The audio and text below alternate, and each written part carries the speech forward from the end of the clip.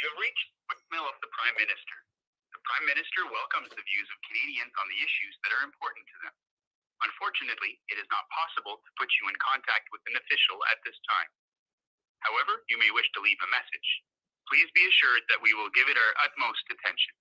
Vous avez joint la boîte vocale du Premier ministre. Le Premier ministre aime obtenir les commentaires des Canadiennes et des Canadiens sur les enjeux qui leur sont chers. Malheureusement, il est pour l'instant impossible de vous mettre en contact avec un préposé.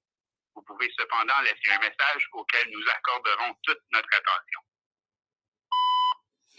Hello, my name is Rick Walker. I'm calling because I would assume that by this point you are aware that Tucker Carlson is on his way to Canada to liberate Canadians.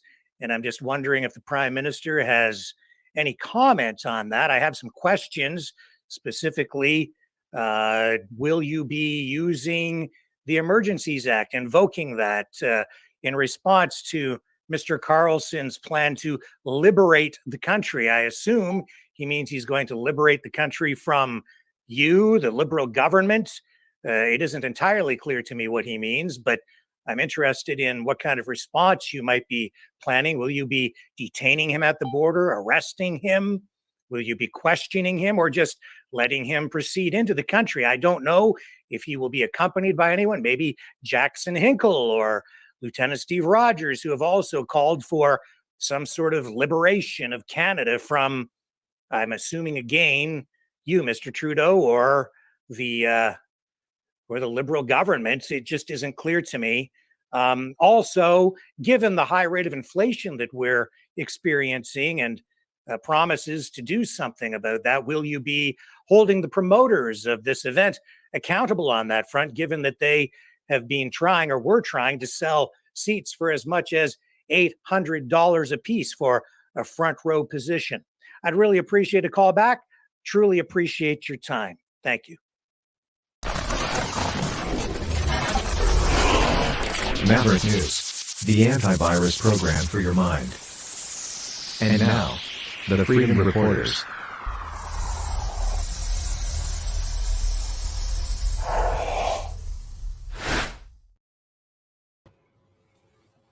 I don't know if he's planning an insurrection or an invasion. I don't know what it is.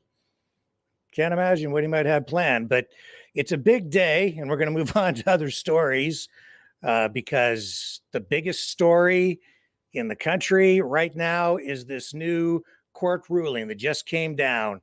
Justin Trudeau was wrong in the way that he used the Emergencies Act, according to this new decision today. And joining us now to discuss this is Brendan Kennedy, Tom Marazzo, and Gail Robertson. Howdy. Howdy. Hi, everybody.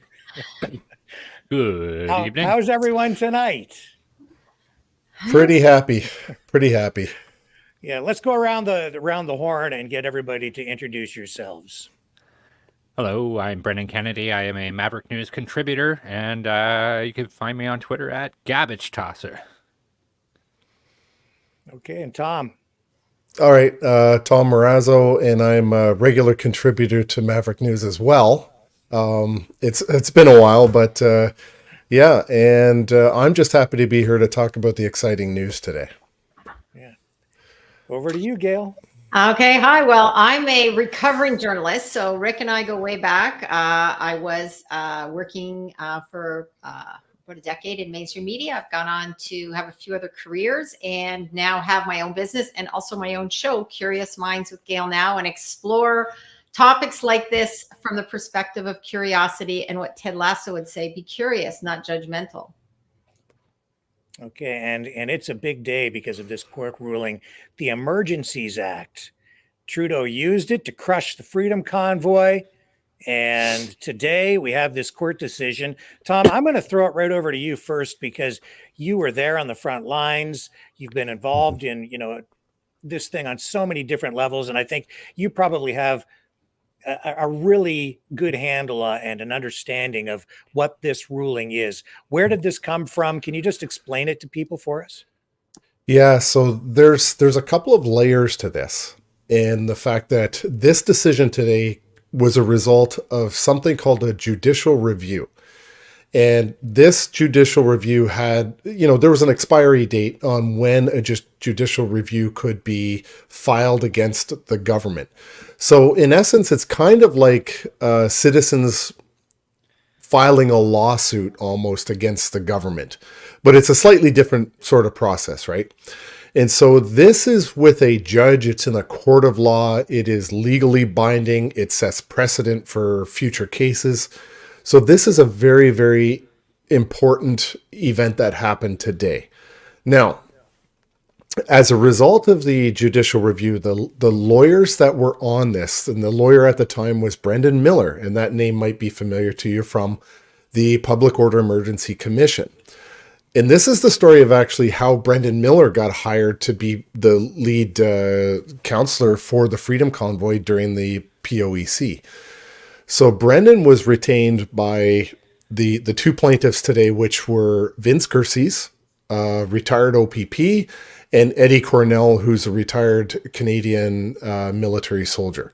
So within the time frame, they launched the judicial review within, I think, 30 to 60 days after the invocation of the Emergencies Act, because they were affected. I mean, I knew Vince and Eddie both from my time at the Convoy. I worked closely with each of them. And so they filed the judicial review. In the investigation, or the lead up to the filing of the judicial review, Brendan Miller was the lawyer who was retained with Bathsheba Vandenberg and the law firm that they were all at the time. I think it's changed now.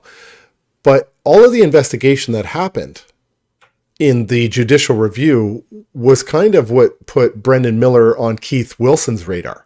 Keith Wilson, as you know, was a big, big part of the convoy itself. Keith was subpoenaed to testify at the Public Order Emergency Commission as a witness, so he couldn't be a litigator during the commission.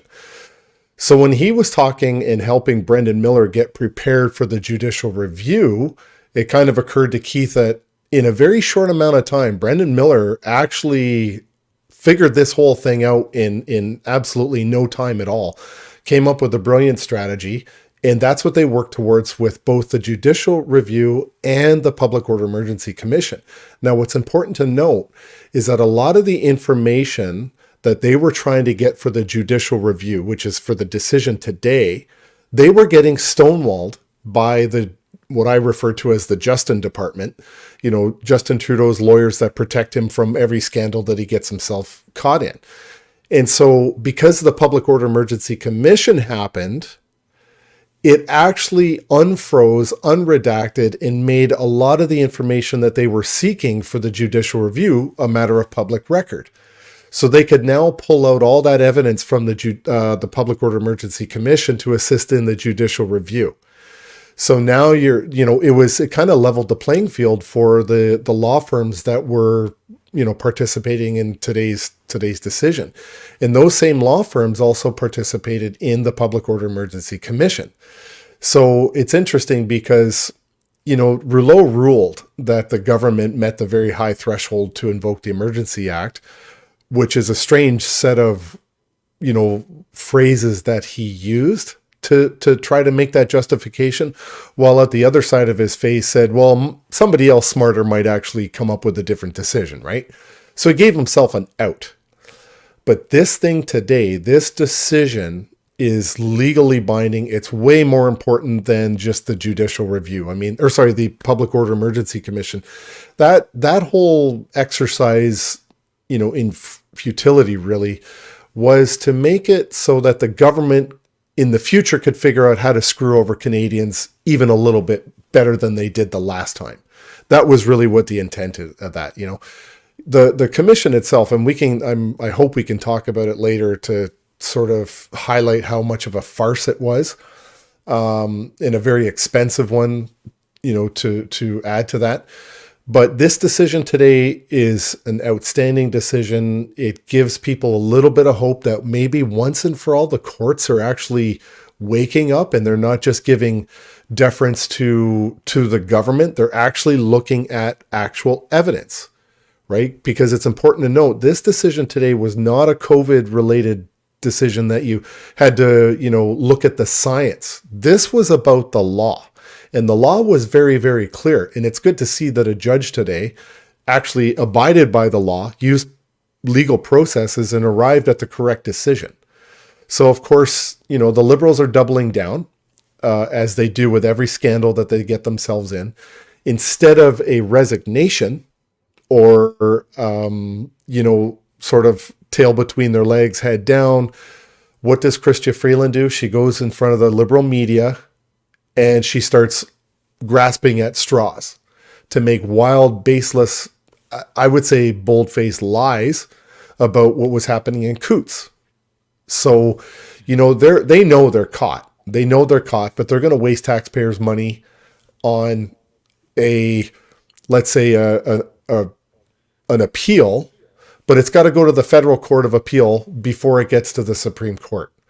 And if it gets to the Supreme Court, now the Liberals have another problem. Justice Wagner, who's the Chief Justice of the Supreme Court, during the convoy, it went to the media and spoke out against the convoy. So he now automatically must recuse himself from any matter before him about the convoy because he's already proven his bias.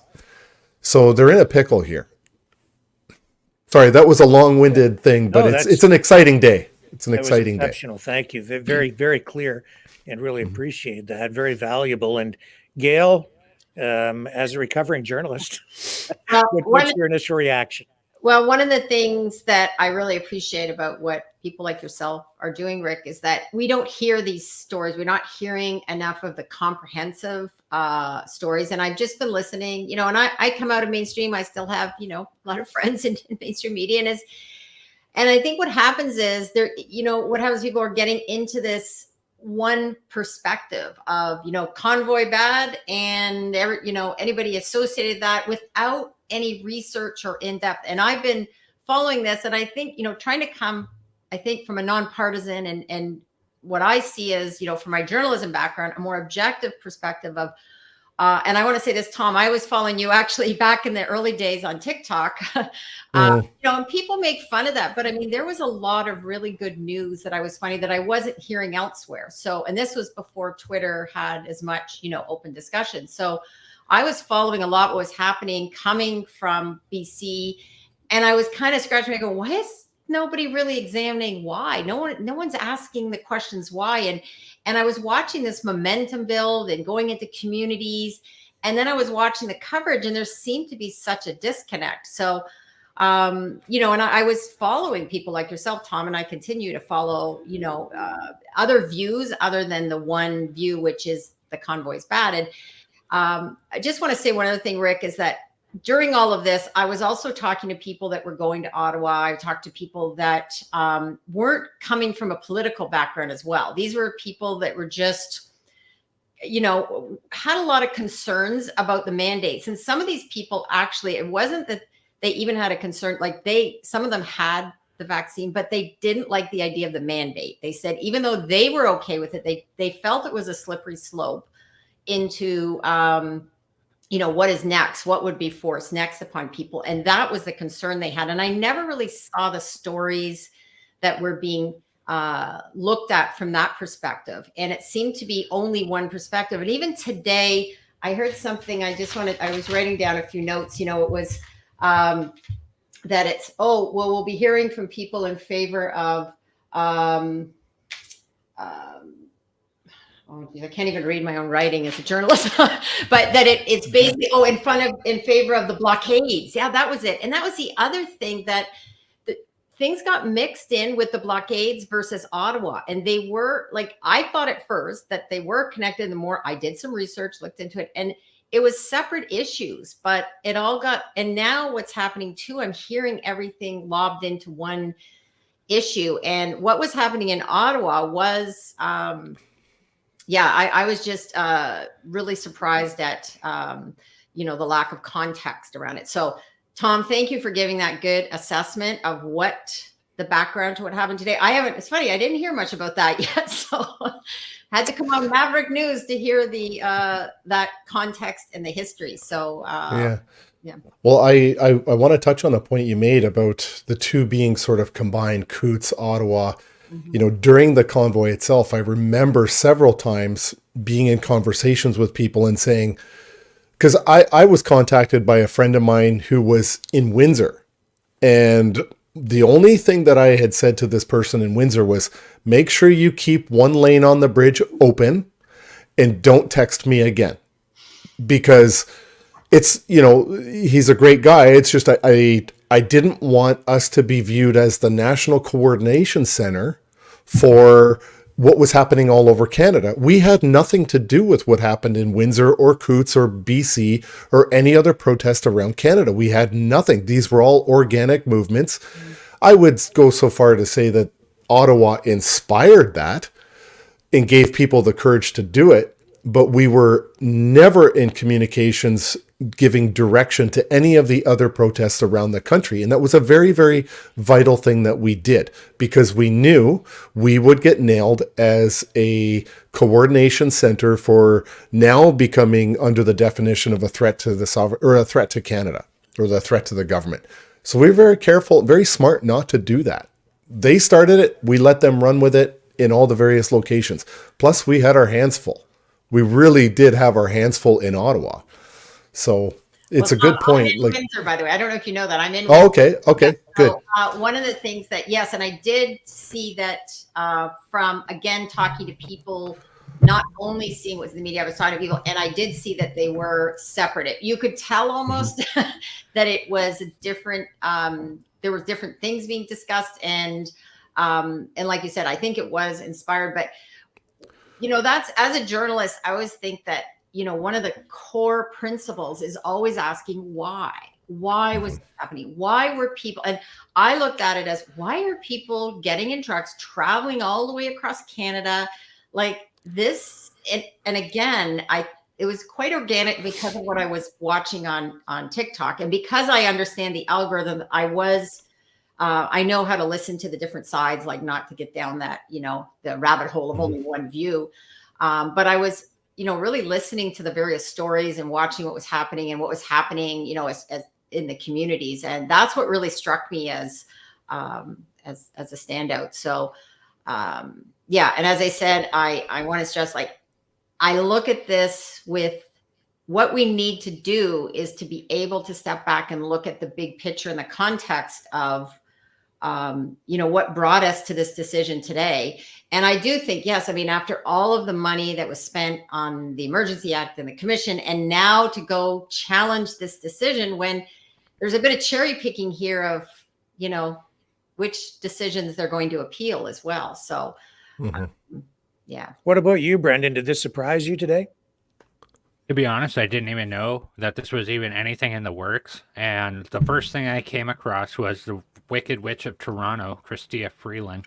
And she was a big, pouty, sad face on a press conference saying, well, we didn't make this decision lightly, and all that sort of stuff, which you'll see later in the press conference, I'm assuming. And so that brought me into a fit of rage, and I looked into the whole thing.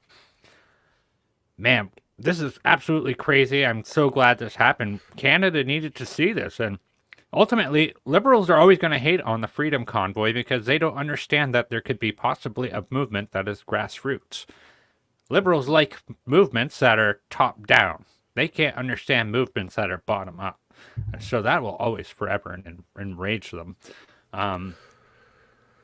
So people messaging me today said, they're just going to appeal it and it's all fixed, and Trudeau's just going to get what he always gets what he wants anyway, so it doesn't matter.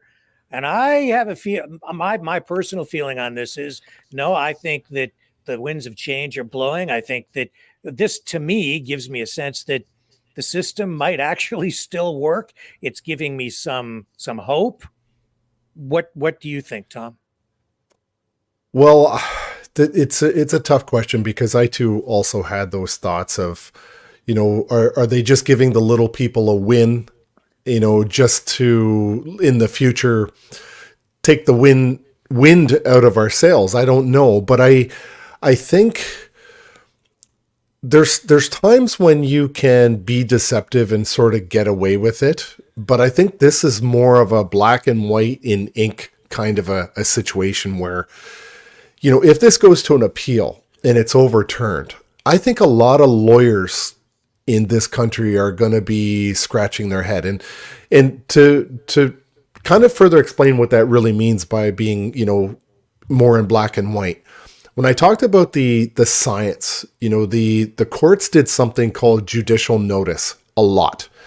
So the court said, we're not scientists, we're not doctors, we're not virologists. We are going to defer to the opinion of the government because the government employs science advisors to advise them on the correct way to do this. So they took judicial notice. So what that really means is they didn't bother to examine the government's evidence. And they actually stymied anybody bringing forward a challenge to the science proposed by the government. So what we saw for over 2 years was the courts completely unwilling to look at the science or listen to somebody who brought their own scientific expert. This was a critical mistake. They took judicial notice, which meant they refused to look at any evidence. They just took the word of the government. This now is a charter issue. This was about the proper use of the Emergency Act. You can't escape that. You can't take judicial notice now on this issue. And so I think it's going to be very, very difficult for the impact of a federal judge right now going forward and saying, absolutely, you violated the rights and you used it incorrectly. So it's two major body blows. Like this isn't one gut punch. This is two. And, it could have gone either way where it was 1-2, 0-2, but what we got was 2 out of 2. Yeah. And so it's good. The weight of that going forward in the Court of Appeal, I think is going to have an impact. And so this is a very different situation that we're in right now. It seems to me this is more important than the Emergencies Act inquiry because this is legally binding and this will set legal precedents. Yes. Am I correct in that view? Yes, it is. Absolutely, it is much more important. The inquiry was not a legal proceeding. It was a mock legal proceeding, if anything, where they took it's just Uncle Rollo and they put him out there and said, okay, let's.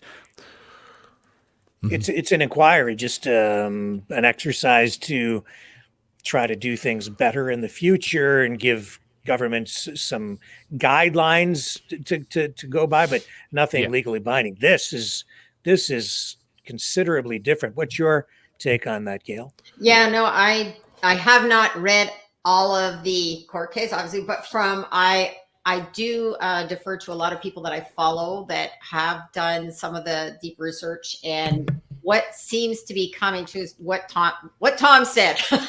I think that again, what's missing is the deeper dive into examining this. And what's interesting is, again, Rick, I want to give a shout out to your show because you're taking this on and having on a discussion that's this is really what's needed more of, is to have more discussions like this where we can hear all views. I always said, let's hear everybody's views, have a rational discussion. Then, people may agree or disagree. And if there's people that say this court case is wrong, they're entitled to have that belief. But what seems to be coming to light is what, again, Tom's points about how this is, from a judicial perspective as opposed to from a science and whether vaccine. This isn't about the discussion of vaccines good, bad, should we be, but the mandate. This is about what more around. I believe that's correct, right, Tom? That I think we need to really emphasize right now that this judicial review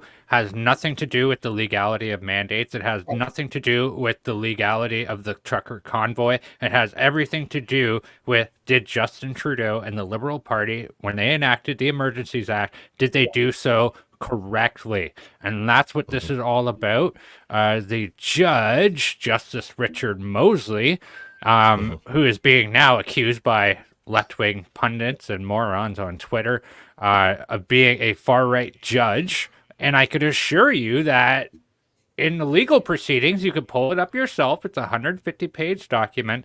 He talks about specifically that he has the ability of hindsight with the situation, and that if he was acting at the time as a government official, he may have pulled the trigger and said, yeah, let's do the Emergencies Act. He explicitly talks about it in his ruling. So I think those things are very important to outline.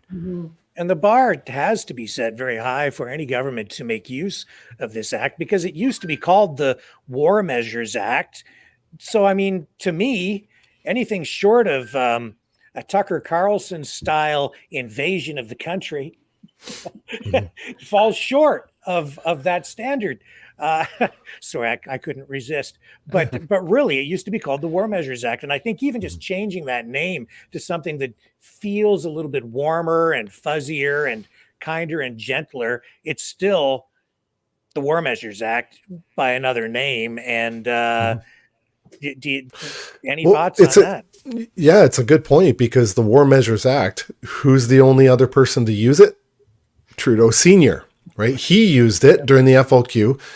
And as a result of his invocation of the War Measures Act, it changed the War Measures Act into the Emergencies Act. And one of the intents was to make it more difficult for the government to invoke the Emergencies Act.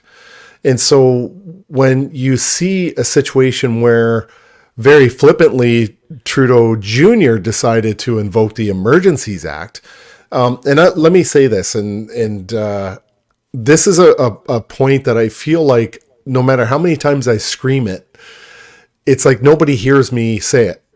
But the legislation is very clear about when you can invoke the Emergencies Act. So we have a different act. It's the CSIS Act. Section 2 has 4 conditions in it.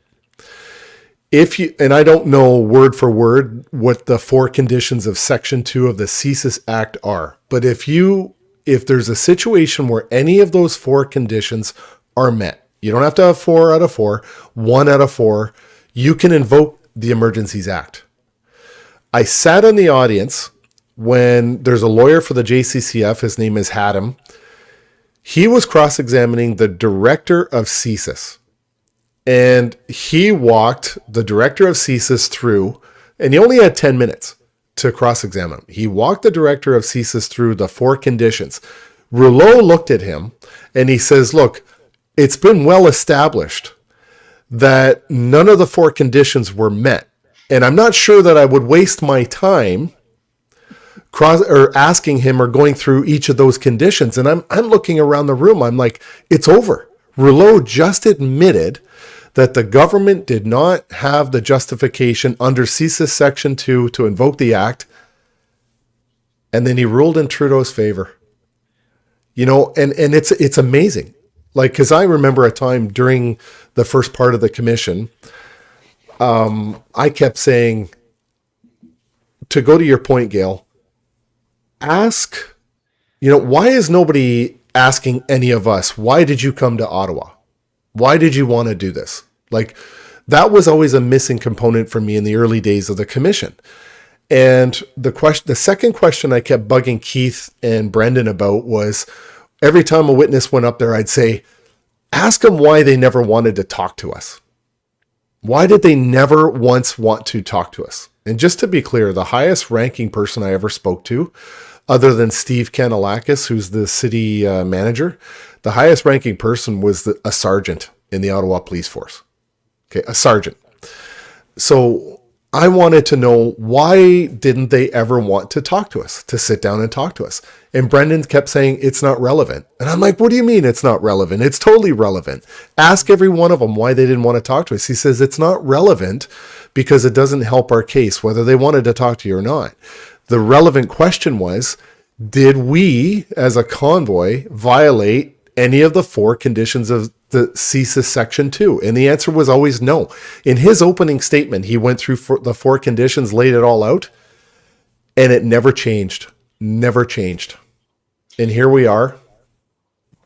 And, Rouleau decided in favor of Justin Trudeau and even admitted it in the commission. It's incredible. one of the things, Tom, I think that is though, that also wasn't asked, but there wasn't a lot of media asking those questions either. And I think that's, to me, what was missing. And, I'm one small voice, but I mean, again, going back to my roots in journalism, it's always that, you don't bring your own personal views on things. You are to go and be the fifth estate. You should be challenging the government, whichever government is in power. And that's, that may sound, I didn't think that sounded as Pollyanna as it does when I say that now. It's almost like, oh, come on. I don't know. But I mean, I still believe that was something that in journalism school, fifth estate, that's what we were to be. We should be challenging the government, challenging decisions, but also asking when there is any type of uprising, ask the people that went to, and I mean, really not cherry pick who you're going to talk to. I mean, go and do a broad cross section of people. And one quick story, Rick, I had a friend up in that area, and not a political person. And I said, hey, go walk around with me and tell me what you see. Right. And, she did. She was completely shocked at what she was seeing and hearing media and what she saw talking to people. She was completely floored at talking to everyday people, how happy everybody was. And one of the things that, and from different people I interviewed, that they saw the diversity of people that were there. It was not like, if it was almost at first you thought everybody was just white, right? And she said that was so far from the truth. She said it was really, and that's what was surprising to her. So, yeah. And as I've talked about this topic on my show, and, it's interesting to have this discussion now. What is it? How many years later?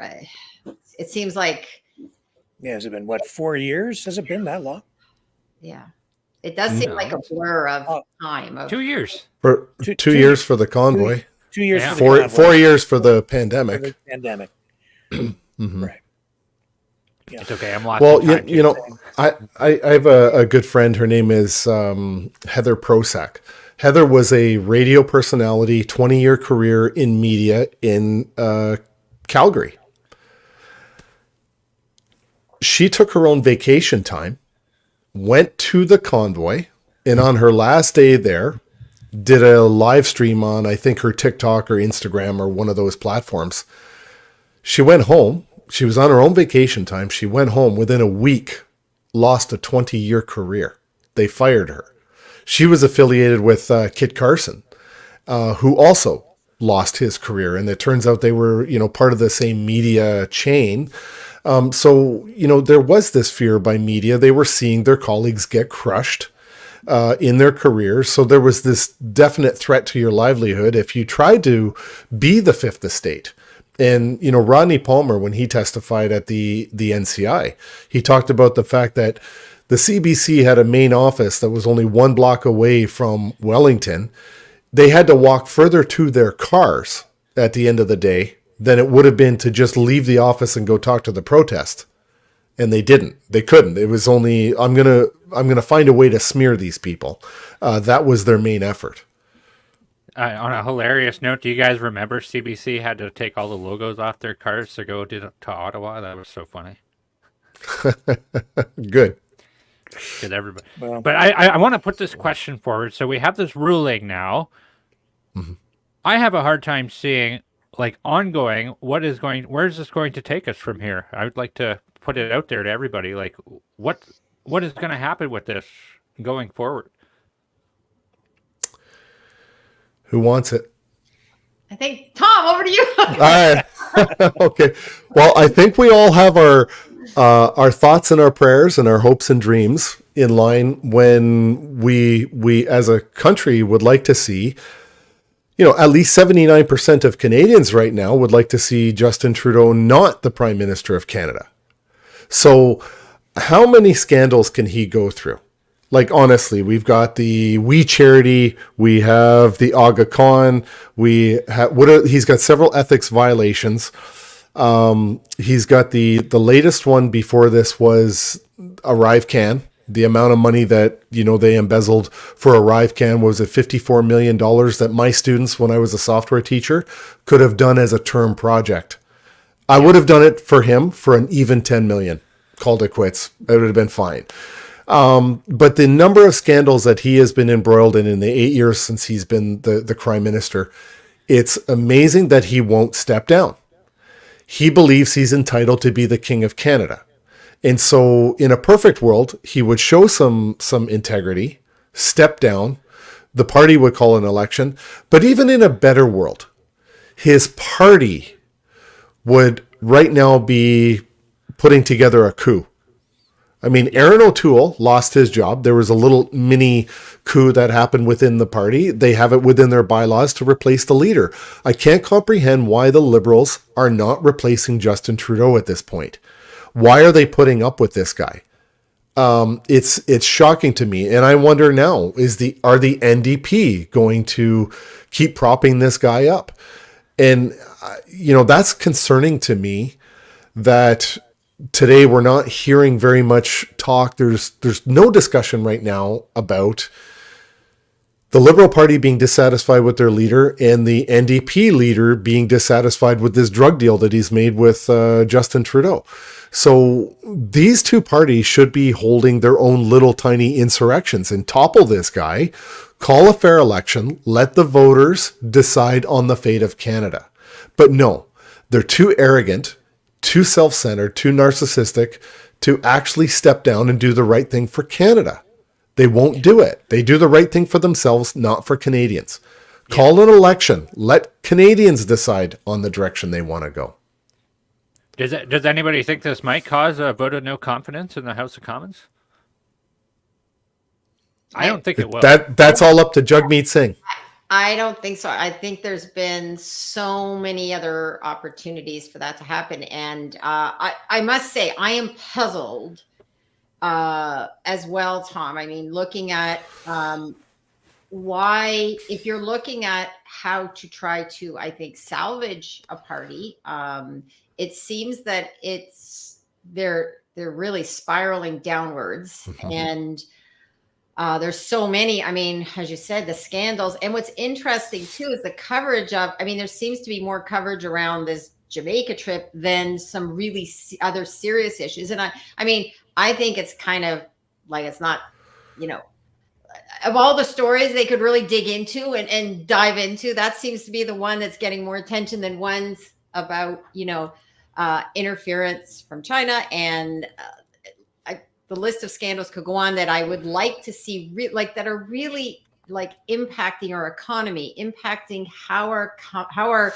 country is seen on the world stage. And so that's the other thing. I think that sadly, also with reductions in a lot of newsrooms, and there's as someone who has come out of that world, I do understand also the difficulties of working under where you have certain guidelines. I mean, ironically, I got myself more into trouble for being probably at the time too left back in the day on Red Black. So it's kind of funny now that, and I think people don't know where to put someone like me because of my historic, politics, or where I would have maybe questioned things. But when I look back, I think I'm someone who just questions a lot of things, whether it's right, left, it's just, but there's certain basic principles that we should uphold. And I said, here's a couple that I believe in very strongly, especially come from journalism, is, free speech and having open discussions and being able to have different viewpoints without attacking people for having a different view. So that's, I really, I don't know what's next, but I certainly don't think this is going to be the reason that election would be called. The latest too, I just heard the Liberals came out of the retreat and they're going all in on Team Canada approach, I guess. And they're going to really try to paint, Pierre Poilievre as another Trump. And that's a topic, Rick, for another, yes, I also have many thoughts. I don't want to go too far off the rails here, but, in terms of people not asking why, and also ask questions, in the States, no one seems to be asking those questions. Well, that falls into line with my prediction that we'll probably have a fall election to coincide fairly closely with the US election, because I think Trudeau will want to piggyback on a lot of the issues and the emotion that will be fueling the political process on the US side. Could And backfire too. it could. Mhm. And it's interesting right now because I'm here. People are getting.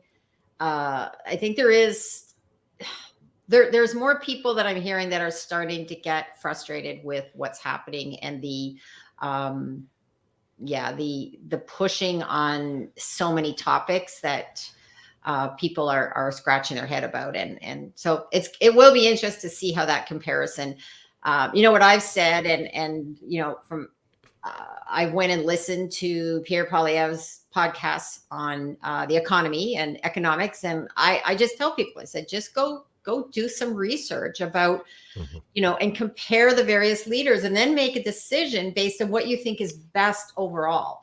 And instead of this right left, do some research. That's my mantra always. Have you guys seen the reactions from some of these other political leaders, Pierre Poilievre, Jagmeet Singh? Have you? Yeah, I haven't. I think it's worth sharing. Yeah, I'm curious about Singh, but I think I briefly saw maybe a short tweet from Polyev. But I want to say this, okay, and I believe this to be very fair. I find it disingenuous for any elected official who was in office during the convoy to be running around taking a victory lap today. That, I have to say, does pinch a little nerve in my sciatica right now, because you kind of had an opportunity prior to the convoy and during the convoy to kind of help out. So don't take a victory lap. Be humble. That's kind of what. But the one elected official that I was with at the convoy was Randy Hillier. He was an independent at the time because he'd been kicked out of caucus. But the only elected official, now Maxime Bernier was there, but he wasn't in office at the time. Derek Sloan was there, but he wasn't in office at the time. The only elected official who was there with us on our side every step of the way was Randy Hillier. None of the others were. And if they were doing it, they were, judging which way the winds were going to blow. But they certainly weren't publicly coming out and putting the full force in effect of their offices behind us. So here's Pierre Poilievre from the Conservative Party. He says, Judge rules Trudeau broke the highest law in the land with the Emergencies Act. He caused the crisis by dividing people. Then he violated charter rights to illegally suppress citizens. As PM, I will unite our country for freedom. Sign here to fire Trudeau and unite for freedom. And then there's a petition. Is that a victory lap that is unjustifiable? Should he be claiming that? I think that's fair. I think that's fair what he wrote. Yeah. I think that's fair. I don't have an issue at all with what he's saying. I think that with Pierre Poilievre, I gotta say I'm very torn on him, and I'm going to give him a pass on what he personally did prior to the convoy. Okay, before he was leader, he was the most effective finance critic I think we've ever seen. The reason he's a household name was because he was so effective at being the finance critic. He wasn't the public health critic. He wasn't the safety critic, right? It wasn't his job to criticize Trudeau's handling of the pandemic. So on that issue, he does get a pass from me. And who cares? Who cares? It's just me. But when we start talking about support to the convoy, he gets a big fat F from me. I feel like he appropriates the convoy for his own political uses, but I certainly don't feel that he wholeheartedly supported them or the convoy as strongly as he possibly could. Myself, during the convoy, I emailed his public email, tried to get a meeting. I never got a response, and I know his staff saw it. Of course they did. I committed to him in that email that I would never speak of it publicly. If we had actually had a meeting, just the two of us, even a phone call, something. But, Candace Bergen tried to get a photo op with Tamara, and thankfully Keith Wilson put an end to it. and shut it down. There was photo ops. You know, the Conservatives were playing politics with the convoy. You know, it was a good opportunity, very convenient for them to topple O'Toole, which I'm glad they did because he deserved it. But I feel like the convoy is just something that out of convenience works in the favor of the Conservatives at times. When they want to distance themselves from, you know, certain things, it's easy to say, well, you know, we didn't. But when something like this happens today, it's a good opportunity for them to grab on and sort of ride that wave. So I don't like that they're not bold. I don't like that they're not honest about it. I mean, come out right from the beginning, take a stand, show some courage, show some Trump-like guts. Trump was tweeting and advocating for the convoy, you know?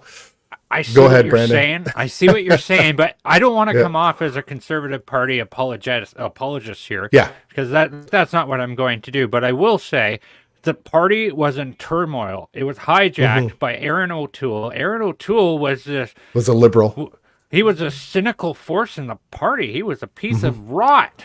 There's a reason why he was gone there. There was no direction in the party whatsoever on what to do with it. And so you see Marilyn Gladu, Pierre Poilievre, and a whole bunch of different other faces that were off doing their own things. And they also have to be careful because they're playing a game. He also came out and said, look, because there was a couple of bad actors carrying a Nazi flag, like that doesn't label everybody. He also said those statements. He also had to walk the middle of the line because he does represent his constituency. He doesn't represent the Freedom Convoy. I agree with what you said, though. That's fair. We were all looking for the boldness that you're asking for, and we would all have loved to see that. But I feel like it cleaned up house. That was the biggest victory of the Freedom Convoy, was getting rid of O'Toole and his toxic leadership, or his non-leadership, I should say. And ultimately, they were there when it came to the Emergencies Act, and they performed their duty as the official opposition. You know, during when Candace Bergen took over, though, she did a photo op the night before in a coffee shop with some truckers.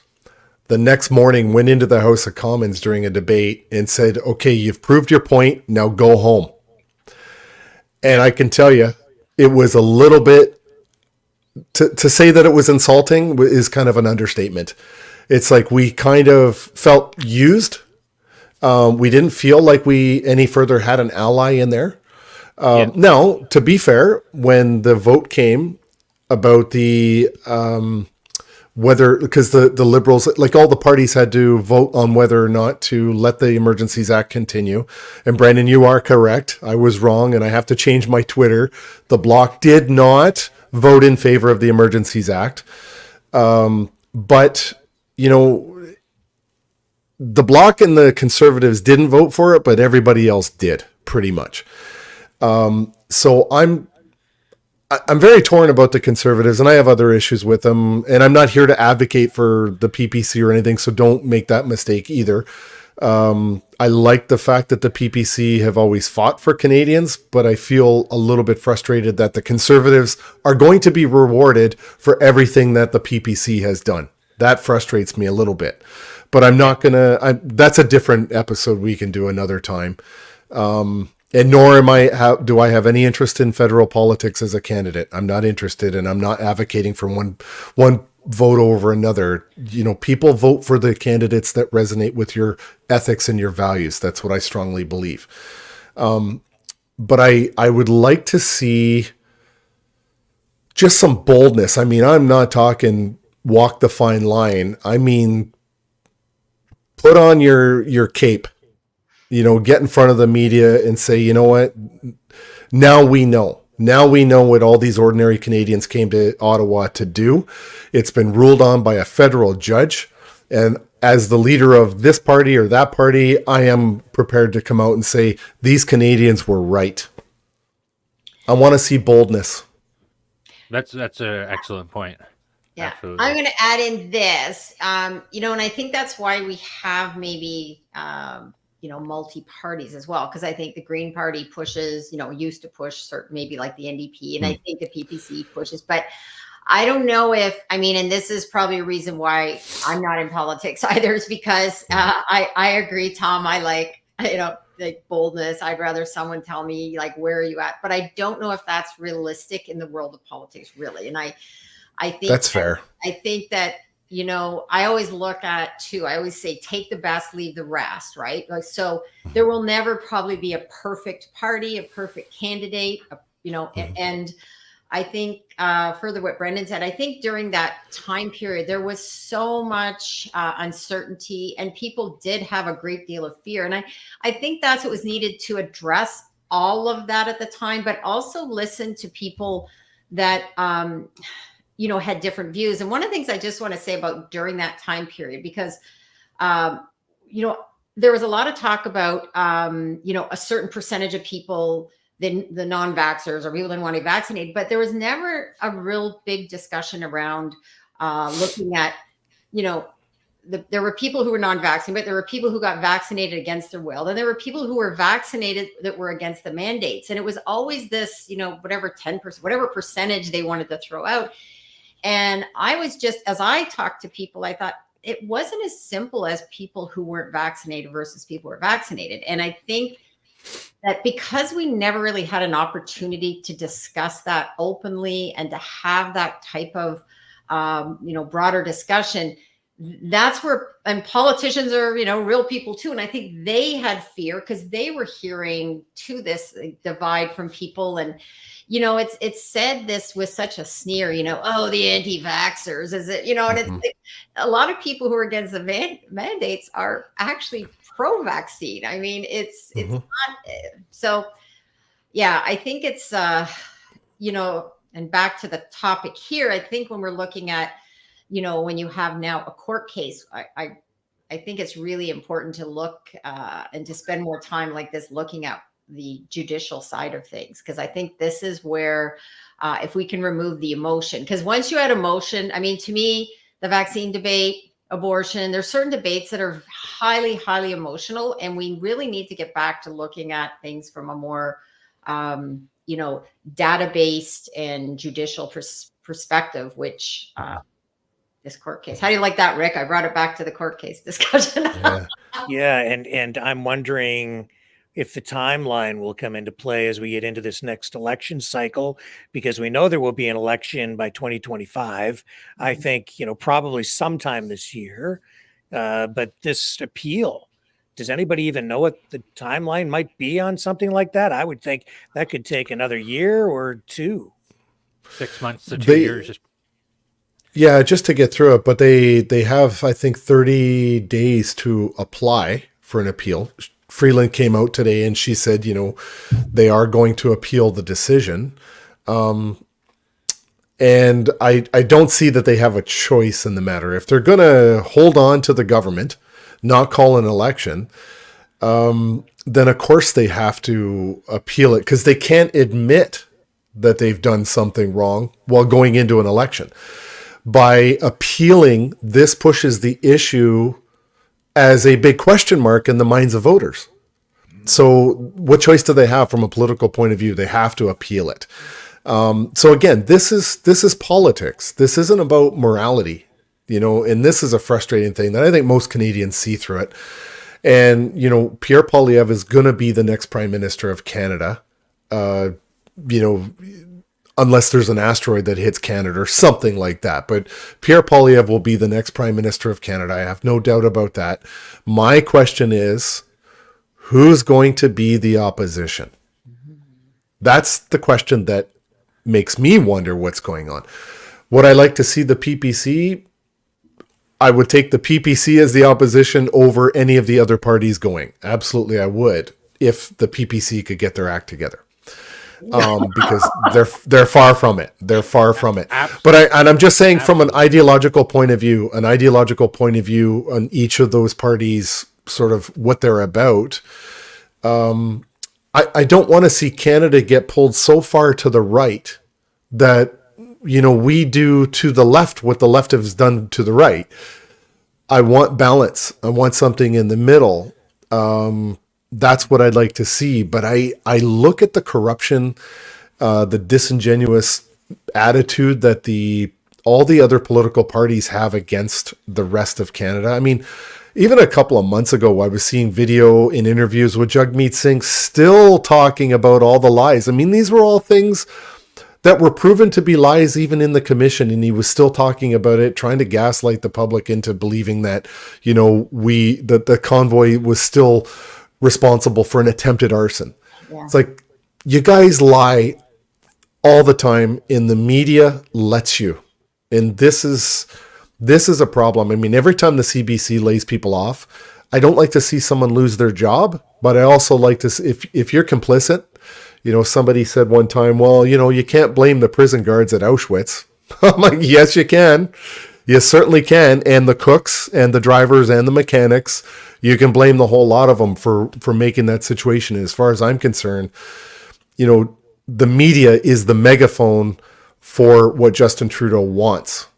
And that is never going to change. And they did do it, and they still do it. I looked at the articles today looking for a little hint of humility within the media today. I'm not really seeing it. I'm not seeing it. Well, again, as I heard some of the discussions too, you know, they were saying, yeah, you know, it was like there was hot tubs and bouncy castles and angry honking. And I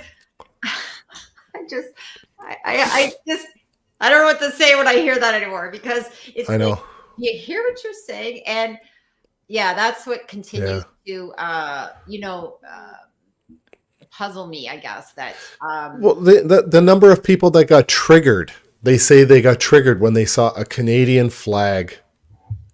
Like, you've got to be kidding. That somehow the Canadian flag, because our arrival in Ottawa got attributed to racism and, you know, being misogynistic and stuff, and anti-vaxxers. Like, the Canadian flag is now triggering you.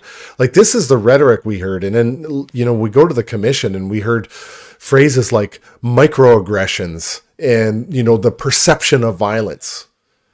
I'm sorry, but you can't touch those things. They're not real. Yeah. I don't know what a microaggression is to this day. Yeah. Anyway. Felt that they were. Felt. Yes. Phantom honking. Yeah, oh my goodness.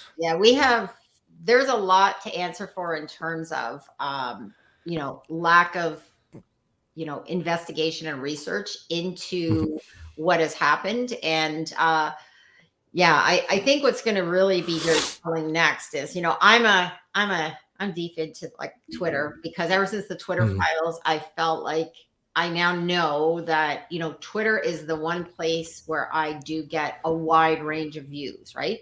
And it's everything, right? And I know people, I've had discussions, and I work in social media, public relations. I work with people using social media, and I said, you know, you have to curate your feed. So I choose who I follow. And, you know, it is now one of the places that I can get some information, but I think a lot of people are getting information, you know, not from necessarily places where they can get the diverse views, because we see the censorship on, I don't know, I better not mention some things, but other social media, shall we say. And I mean, it's so disturbing when I hear about people's shows and people, because they interviewed, you know, Robert Kennedy Jr., their show gets removed from a certain platform, right? And like, I sometimes can't believe that. I just go, come on, that's not really happening in what we believe is this democratic world. And we're, you know, when I saw before Elon Musk took over, I saw, you know, that people that were being censored and banned. So that was the other thing that was happening too, back to what you're saying, Tom, about politicians. I mean, we were living in a time that you would get vilified. And I mean, like, attacked. If you didn't agree with this one science, and you asked a question. I mean, I don't even think I could have had my show. My show came kind of as a result of all of that. I said, we need to have more curiosity wherever you fall on a topic. I interviewed on just a YouTube video, a short little video, with a woman who spent 35 years working in long-term care homes. And YouTube took the video down, and I got a strike on my channel, right? It's like, this is expert testimony. This isn't misinformation. She worked in this for years. And the reason I knew her is because when I ran as a candidate in the Ontario election with the Ontario Party, she was somebody who was advising me on issues that happened inside the long-term care facilities.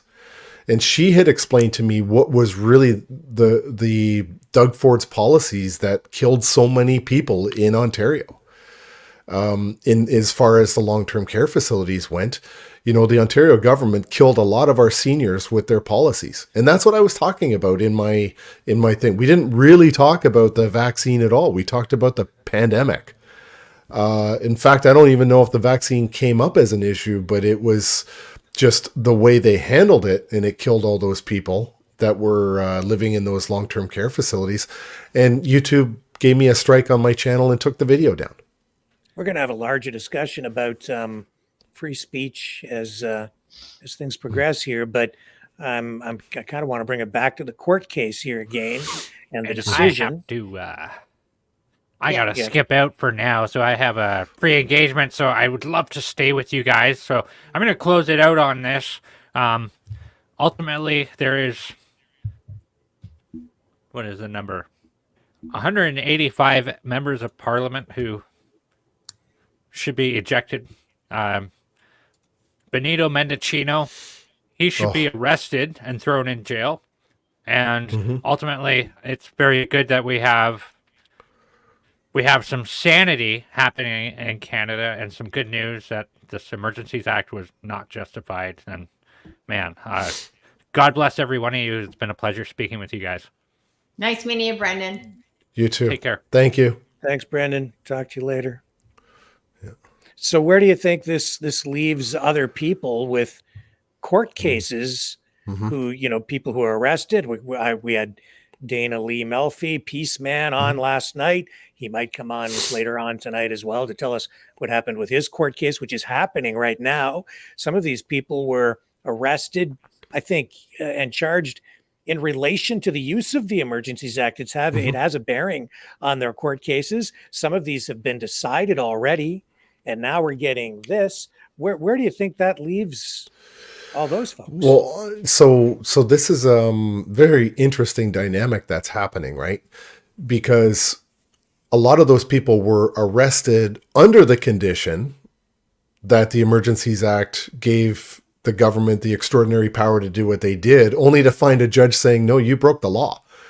So now you're seeing people being charged under a faulty action by the government and law enforcement. So I would definitely expect that this decision today is going to have an impact on many of those cases. So I spoke to Harold Jonker last night. Harold, of course, he's from Niagara. He was at the convoy. He was the road captain from Niagara all the way to Ottawa. And I spent a lot of time at the convoy with Harold and his brother and his family and all the truckers that came from Niagara. The interesting case with Harold was that he was charged 15 months after the end of the convoy. So he was charged last April. And it's really weird because he got charged with the same thing that Chris and Tamara had been charged with. Okay, so now, we're looking at all these people being charged with mischief and counseling mischief and all of these ridiculous things. And by the way, a mischief charge is the legal term of the one size fits all. It's like, I don't really have anything, so I'm going to just hope that mischief is one that I can get you with. We are now seeing Chris and Tamara's trial. So the convoy itself was 24 days long in Ottawa. Their trial has gone in excess of over 30 days. They're not likely to get decisions until probably March. Their trial started last September. It is the longest trial in Canadian history for mischief and counseling mischief that we've ever seen. Now you have all these other people that were charged with similar charges. So my discussion last night with Harold, because one of the other court cases is starting, I think, February 2nd. My advice is you've got to push these cases as far into the future as you possibly can to see what the outcome of Chris and Tamara's trial is going to be. Again, Chris and Tamara are leading the way for Canadians in this particular disgusting manner, happening by the Crown prosecutors. But this decision today is going to have an impact. In fact, Lawrence Greenspan was on Rebel News today, which is kind of unusual that Lawrence would be doing media, but he was on Rebel News. Ezra Levant is a lawyer. They can sort of unpack this decision on what it means for his clients. So it's got an impact on a lot of other people's cases. And the impact from today on Chris and Tamara's, and then Chris and Tamara's will have an impact on other people who were charged. The last thing I want to say about this, there were several people that were charged on the 18th and 19th of February, 2022. And later their charges were overturned. And you know why? Because what they did is they lined everybody up. They processed them in a line. They asked them to sign a condition. Some people chose a trial. Some people took the conditions. And then they were all driven out into the country, let go 20 kilometers outside the city limits in the winter on the side of the road. But here's the interesting thing. None of those people were given access to a lawyer before they signed that paper. So there you have the government using an extraordinary power, which they weren't really authorized to do. They did it anyway. The police used the power, and then the police themselves violated people's rights when they arrested and processed them. They were never given access to a lawyer. I mean, Chris Deering is a combat veteran from Afghanistan, spent 2 hours standing, denied his pain medication with his arm zap strapped behind his back, and was not allowed to sit down on the ground. Okay. And did not abide by it, said, I'll take the charges, and then was driven and dropped off on the side of a road. This is, by the way, after he was beaten by the police. Okay, this is what Justin Trudeau's thugs in uniform did to Canadians on the 18th and 19th. And so now with this case, I'll tell you, this is going to open up a floodgates of lawsuits against the federal government now. And I hope that there is a mechanism in law where these can be personal lawsuits. Because I'm sort of torn. I mean, I had my bank accounts frozen. Not only just in Canada. If I would have had bank accounts anywhere in the world, my bank accounts, me and 40 other people, they had notified every bank in the world not to do business with us and to shut down our accounts. And I'm talking Bank of China, Bank of India, Bank of UK, everybody. There's a small group of us. None of us were charged. None of us were convicted. They went right to punishment. But I don't want to sue the government and have the taxpayer on the hook for an award that I may get. That I struggle with. I also haven't been able to find a job in 2.5 years since I was fired from my teaching job for not abiding by the thing. And I've been looking for a job since April. I'm a software developer. Gail, if you're into media relations and advertising, I've got something here I'd love for you to advertise for me. Well, I'd like I'm joking. on my show too, so. Yeah, but really, this is going to unleash a flood of lawsuits against the federal government, and preferably we could go after the perpetrators themselves and not the taxpayer. Like I would like to be able to honestly sue Justin Trudeau personally. I'm not sure why I can't, but I'd like to see it a personal lawsuit. I don't know. Well, I know one thing. Early on through this, I said, this is going to be a bonanza for lawyers at some point. And it seems to be that we are going down that road of, like one of the things as I've been reflecting on this today, because as I've been looking at the news and questioning, where I've come over the last couple of years, asking a lot of questions and, really have some questions about, I lost my train of thought. What is going to be next in terms of where this will all go legally, the costs for it, and if the government is going to now challenge this and appeal it, okay, why are they appealing? What good? Okay, what's the end result you want? Because I always say, if you're going to do anything, what is the goal? What is your goal in doing this? So if you're going to go through this, because it's a cost to us as taxpayers, though, too. Like that's what it's not. There's not some fund of money here that's just going to magically appear. So we as Canadians will be paying for that. So the biggest question I have is that, okay, if you appeal this, you win. Okay, what will that mean? Mm-hmm. Well, the Public Order Emergency Commission was in excess of $19 million to hold that 7-week commission. The Justin Department, because their lawyers kind of suck. If they didn't, they wouldn't be working for the government. They'd actually be out in the private sector. But they hired some pretty top-notch law firms to come in under contract with the Justin Department. And, you know, you were seeing Tom Curry, who was Peter Slowly's lawyer. I mean, that's like $1,000 an hour type of lawyer, very good lawyer.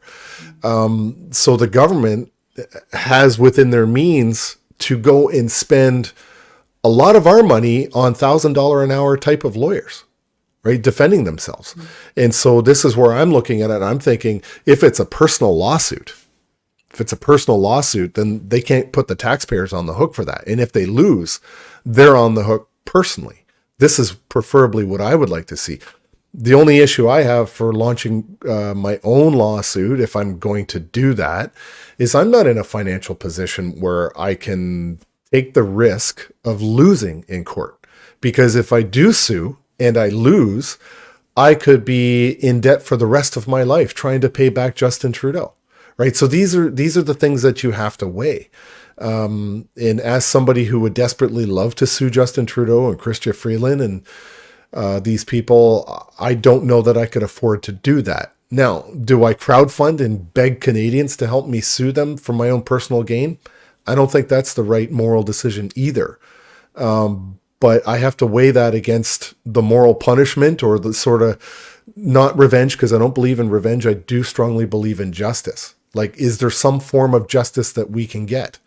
You know, Admiral Normand, he was the VCDS that Justin Trudeau destroyed his career, was vindicated in court, you know, totally exonerated, actually did have a settlement. He had to crowdfund his defense, and almost the majority of the Canadian Navy contributed to his legal defense. He paid them all back, you know? So it's not about the money, these lawsuits. And I hope Canadians realize it's not about the money. It's about getting some form of justice, something. I don't know. I don't care about money. I just want to not worry about going to Tim Hortons. Not Tim Hortons, sorry, but I you know what I mean? I don't want to worry about minor expenses like buying a coffee once in a while. Other than that, I'm happy. And there's Leo, mouth of the South, also from Windsor. Mm-hmm. What's your reaction, sir? You were down at the border, at the Ambassador Bridge, the Windsor-Detroit border. This, you know, to some degree affects or is related to what you guys were going through down there as well, because they invoked the Emergencies Act because of the other protests outside of Ottawa as well. What's your reaction, Leo? This is what happened, and I was a pretty big part of it, I guess, being the mouth of the South. And it's an honor to be here with Tom and Gail and Rick. By the way, they used the quote for me as I had a pass as a freelance journalist through the Associated Press. Okay, and they were using my recordings, the Associated Press, okay, and doing their news articles with it. And somebody quoted that they would die for the cause, and that's how they got the injunction. Was by that, okay. And that's how they justified going in there heavy-handed, okay, and shutting it down. And it was an injunction. I don't know what to make of it, but I do know one thing. If Trudeau's going to get his panties sued off by the looks of what's going to happen, he will use the notwithstanding clause, okay? And once that's in effect, guess what? Nobody gets nothing because he's a slime ball. And if you know anything about the notwithstanding clause, the government has the right, once it's ruled in the Supreme Court, if it don't rule in their favor, they don't like it, they could use that clause, and they will. Mm-hmm. Any thoughts on that, Tom? Yeah, so, you know, it's tricky with the notwithstanding clause, and you can contrast that with Section 1. You know, and Section 1 has this little phraseology in there that says, you know, that the government has the right to basically suspend or take away your rights if they can demonstrably justify their actions, right? Which is one thing. And the second thing is Section 33 of the Charter talks about the notwithstanding clause. And here's an interesting thing about Section 33. Section 6, which is your mobility rights, is exempt from Section 33. So you can't, there's no provision in the Charter of Rights or in the Constitution that allows you to violate somebody's mobility rights. So all of these provinces that were refusing Canadians to enter, like New Brunswick, PEI, Quebec, stopping people from crossing over the border, were violating Charter rights. It is one of those, it was so important. I spoke to Brian Peckford about this. It was so important to them not to have the ability to stop a Canadian from going to and from Canada or in between the provinces. They even considered a pandemic was not justification enough to allow the notwithstanding clause of Section 33. So the government can't do it. But because of Section 1, they routinely can come out and say, yeah, you know what, the government did violate your rights, but because of Section 1, they could demonstrably justify it. And so we're going to allow it. So there's two sections in the Charter that make it kind of difficult for people to defend themselves, where in one case you think it's clear cut. But the one thing I want to say with Section 33, that does have to go to Parliament. They do have to vote on it, and they can suspend the Charter for, I think up to 5 years. And stop you from having whatever rights and pass legislation for a 5-year period. So there's a lot of theory out there that, Trudeau might pull some sort of scheme to stop the next election from happening. I can tell you, even the most hardcore liberals right now, I think would have a hard time canceling the next election and allowing to do it. I think what would happen is if he tried to pull this crap, there would be convoys all over Canada, not Ottawa, all over Canada. I think there'd be a big, yeah. I have a surprise coming for you guys. Maybe you could help me out with this one, Rick. I need, I only live a block and a half from Brian Massey, and he's the longest NDP, okay, in the NDP caucus, okay. I don't want to go to his house, but I'm going to go to his office. I'm going to scrum him, okay, because they're the ones that are holding this election back, is the NDP, period. Yes. If we put the pressure like we did in Ottawa on the NDP, and I mean put the pressure on them, and you protest, they're going to have to call for an election, or it's going to be the demise of their party.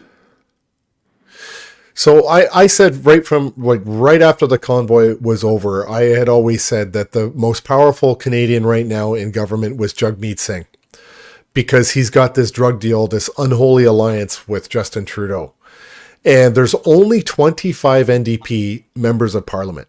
So really, there's only one. To be honest, there's only one that's the leader of the NDP. He gives them their marching orders. If they don't do what he tells them, he kicks them out of the party, right? So really one guy is holding the entire country hostage, except for the fact that I believe the Bloc also voted against a vote of non-confidence last time. So as a redundancy for a non-confidence vote, they do have the Bloc. But the reason people said that the NDP won't do it, they won't go to an election, is because they blew all their budget. They can't fundraise. They didn't have enough money in the coffers to run another election. So that's a big challenge. It's why the NDP are holding on, is because they don't have enough money to compete competitively in the next election.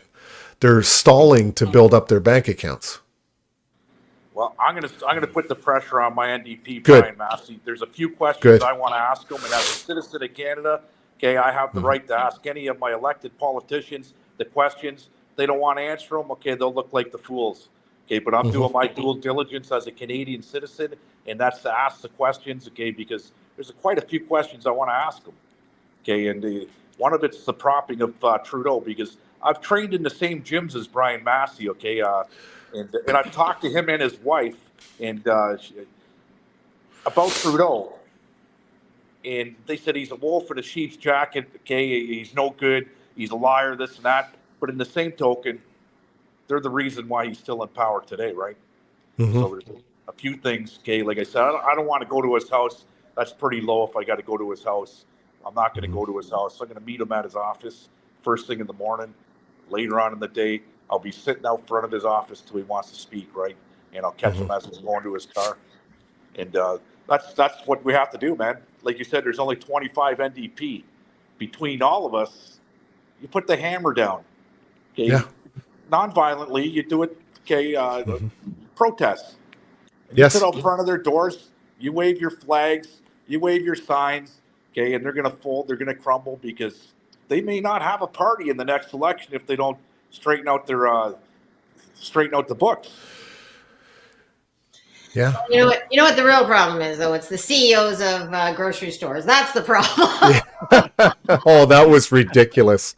That was ridiculous. That's all I ever. Yeah, I know. You know why it's the problem of the CEOs? Because the government has let in almost 2 million more mouths to feed, and those are the ones we know about. Right. Okay, so of course the profit go up because people illegally coming into Canada through Roxham Road also had to buy food. Well, that's another ridiculous, and that is never really examined. Yeah, I don't want to preach to the choir, but I said it on Rick's show the other night.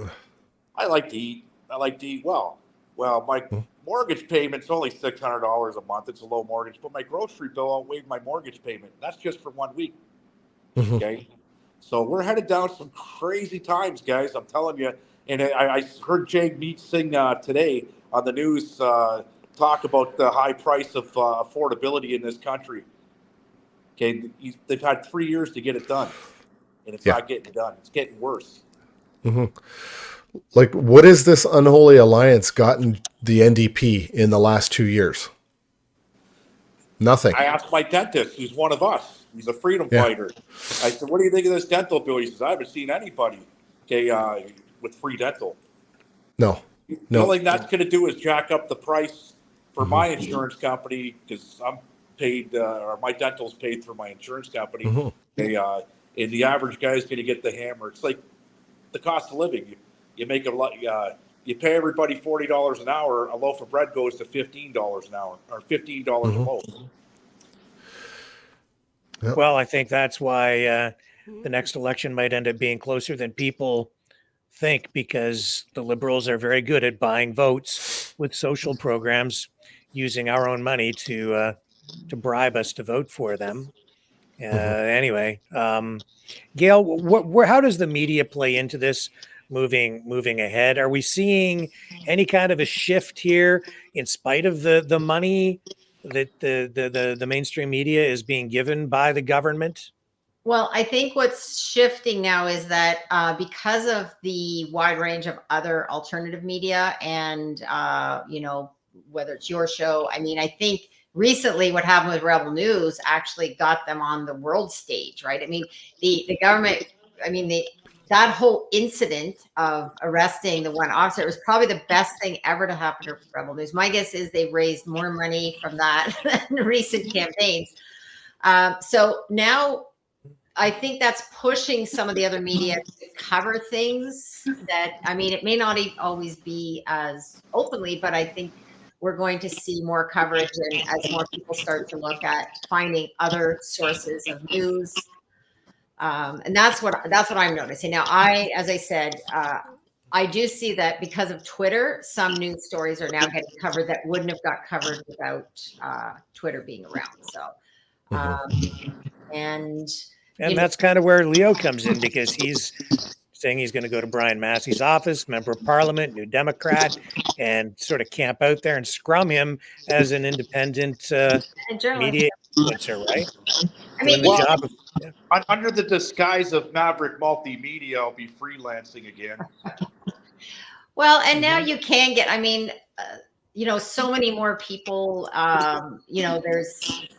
there's ability to get news from so many different sources, and there's pros and cons. I encourage people to, I've had Peter Menzies on my show to talk about this from a perspective of, he comes out of mainstream media. He was a publisher of the Calgary Herald. And, interestingly, back in the day, we would have been at opposite sides of the table. And now here I am interviewing him and listening to his perspective, and it's interesting how we've both come now to question some of the same things. So yeah, I think what we're going to see next is now there's a little bit of feedback. Is that? Yeah, I don't know. Let me just check. Leo, it's just because he's in a Okay. factory. Oh, He's in a okay. factory. There's a lot of background noise there. I didn't know where I was like, didn't know if it was me. Yeah. So, yeah. And I've been following this as well. Like I said, I would never have known Tom. I wouldn't have seen you through a media store. It was because of TikTok.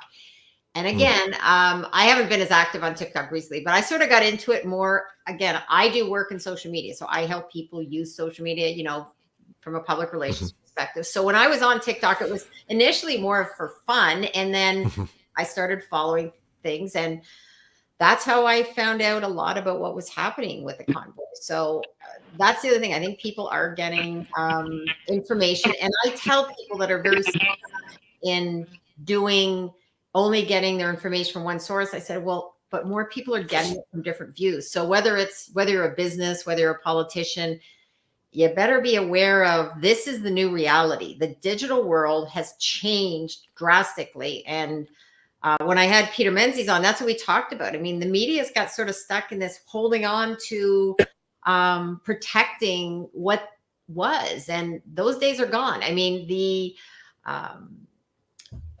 there's just so much diversity of information that we can tap into now.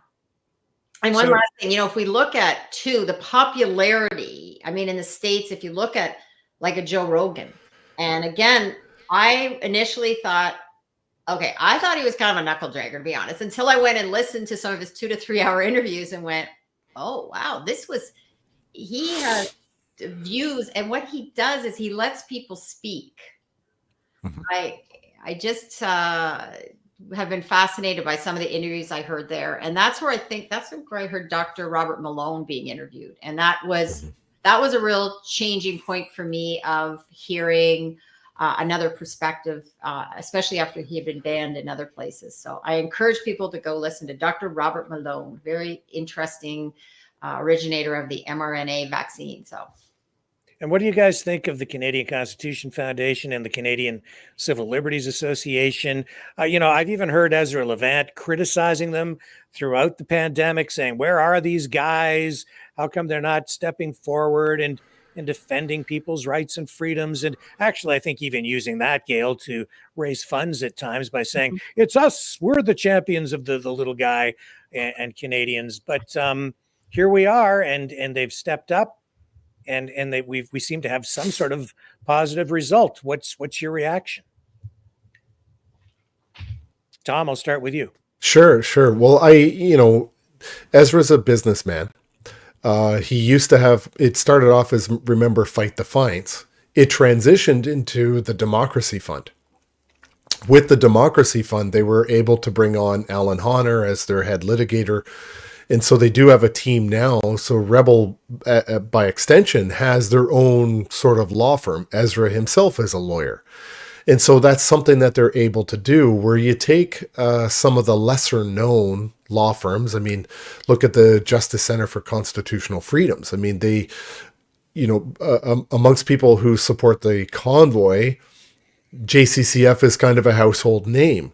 They're able to fundraise because they're a law firm that does fundraising as well and has done phenomenal fundraising for many, many, many Canadians across the country, myself included. I'm being sued as one of the plaintiffs on the $400 million class action lawsuit.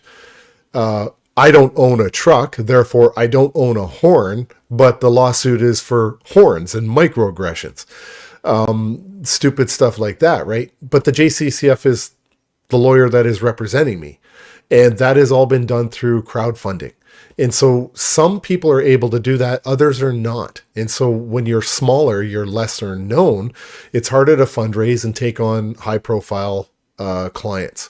Okay, so you've got JCCF is representing Chris Barber, and the Democracy Fund is representing Tamara Leach in their trial. So that's really what it comes down to. It's like, what's your ability to fundraise and attract high profile cases to make the fundraising attractive to the average Canadian? Yeah. What do you think, Leo? Can you hear me? I can now. Yep. Okay. I think they're a bunch of lawyers, obviously, right? And when you deal with lawyers, you bring money, and the more money you have, the better the lawyers you get, right? They're not doing it for nothing, out of the kindness of their hearts. Okay, they're getting paid the ski mask way, and I just want to say, you know what, Tom, you're a hero, plain and simple. You should run for politics. I'm not telling you what to do. Okay, you're educated, Yeah. you're smart, you're very well spoken. You're like that guy to the left of you, Rick Walker. Okay, make a run. Make a run. I ran in the Ontario election, and Ontario voters rewarded their domestic abuser with 20 more seats than he had before he started abusing them. So Ontario is a pretty tough nut to crack. Yeah, well, we're run by criminals, right? Yes. Yeah. I know the Ford family. I knew about the Ford family before they were even the mayor of Toronto. Okay, I knew about it, and I told Rick about it. I told everybody about it. Okay, and the Globe and Mail did an article on them. They're crooks, right? So this is what we're dealing with in politics. We need straight, narrow people running this country. Period. Okay, and that's where I would do it. Begins. Do it. I you know what? I would have no problems for one term being the premier or the deputy premier of Ontario for one term. But I gotta say, people would be shocked at the things that I would do. Well, the changes I would make. Half quick. measures of bail is nothing, Tom, when it comes to politics. Do the right thing, okay, and you may be the man of the year. You may be a lifetime politician at the end of it, right? We don't see it much. That's why I want to get Brian Massey. Okay, I got I'm not going to say it on here, but I'm hard as a rock to get Brian Massey, okay, in a corner, because I want to ask him some questions, and he is the longest running NDPer out there. So, and he only lives a couple blocks away from me, and his office is only 4 blocks from there. So, stay tuned. I'm going to bring you guys a good show, that's for sure. Good. Now, Tom, Veterans for Freedom is trying to get this. Well, they actually do have this fund set up where people are encouraged to donate on a regular basis, like even $5 to have sort of a legal fund going. How do you think this will impact efforts to crowdfund other legal challenges or legal defenses, rather, in the light of this decision today? Yeah, so I'm hopeful that this does give a good boost to what it is that Veterans for Freedom are doing. And I think Drew McGilvery, he's the president of E4F, he had just kind of consolidated the books. And since the inception of Veterans for Freedom, March right after the convoy, Drew just showed publicly that the organization has raised over $200,000 for various causes that they have sent to Canadians, and not just veterans issues, although some are in there. But, as an example, they've helped out Helen Gruss. They've helped out Kristen Nagel. They've helped out several different people. They were heavily involved in trying to save the life of Sheila Lewis. And unfortunately, she lost her life because of the dictates of the medical community.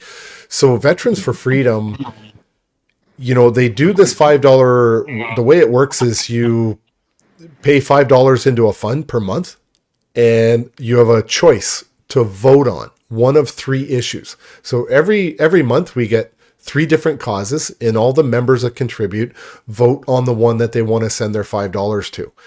And it's the majority of the people. So, for example, if there's one cause that they really want to, the majority of the people say, I want that, that's where all the money goes. And then the next month they do 3 different causes. And that is to help the community. And they're not just veterans fund causes. We've raised money for Shaba Vizi, who's somebody who was arrested in Ottawa. Several of these different cases. There's a big fundraising event in February in the Niagara region. Veterans for Freedom will be also assisting with the organization of that thing too. So it's not just fundraising. They do a lot of organizing in logistics and communicating with police to make it safe and responsible. So, I contribute $5 a month to the V4F, and I'm now selling my book on their website, and $5 of every book that I sell through the Veterans for Freedom website goes into the fund, goes directly to them. So, you know, they're doing great things. Yeah. And we're going to kind of pivot here and start to talk more about free speech. But are there any final thoughts on where this decision today, this court decision, leaves us and where we're going with all this? So let's start with Leo down in the bottom corner there. It's gone bananas. Pierre likes apples. I like bananas. 39 cents a pound. And I can't get enough of them. Tom, I just wanted to ask you a question. We've had charter challenges. My background's marijuana activist, right? And we've won a lot. We've won every charter challenge down the road, right? And there was one recently where we all generated like a crowdfunding over $1.2 million for John Conroy in BC to represent, and he won. Now, the guy who was who had the charter challenge, Jason Wilcox, got the money. What happened was they won. The courts had to give them back all that money. Okay, so Jason Wilcox didn't know how to give the money back because it was a crowdfunding. It was coming in from every which way in the country, right? North America, worldwide. And a lot of people don't know that. I don't know. You probably did. That if you do win court case, will you be reimbursed all that money back? Well, the courts can award the costs to the loser. So, for example, if you sue me and you lose, you're going to have to pay my legal fees, and vice versa. If you win, I got to pay you whatever the award is, plus I got to pay the legal fees. So it's always a gamble, right? The person who brings the lawsuit, it's a gamble, because just because you win or lose doesn't mean you might be off the hook, right? Somebody has to pay for the court costs, and that's always the big problems. Like, you know, a lot of the lawyers, they do get criticized, I think somewhat rightfully so. You know, why isn't there more pro bono work? The only issue is that there are extraordinary court costs. Renting the courtroom, for the recorders, the bailiffs, like there's a lot of court costs that really add up quickly, that is independent of what your lawyer is charging you. So the only pro bono that a lawyer can do is their own hourly rates. But they still have staff to pay. They still have all this other stuff. So that's where the costs really start to add up for the lawyers, I think. Thanks, Tom. I No just got to problem. bail out, guys. Okay, Gail, very nice seeing you. Rick, thank you. Tom, this has been a pleasure. You answered all my questions. And I hope Brian Nice to meet you too. can do the same. I hope Brian Massey can do the same. Yeah. But I'm on somebody else's dime. I got to pay my 66% tax to be a good Canadian and get these bananas. Ciao, guys. See ya. Thanks, Leo.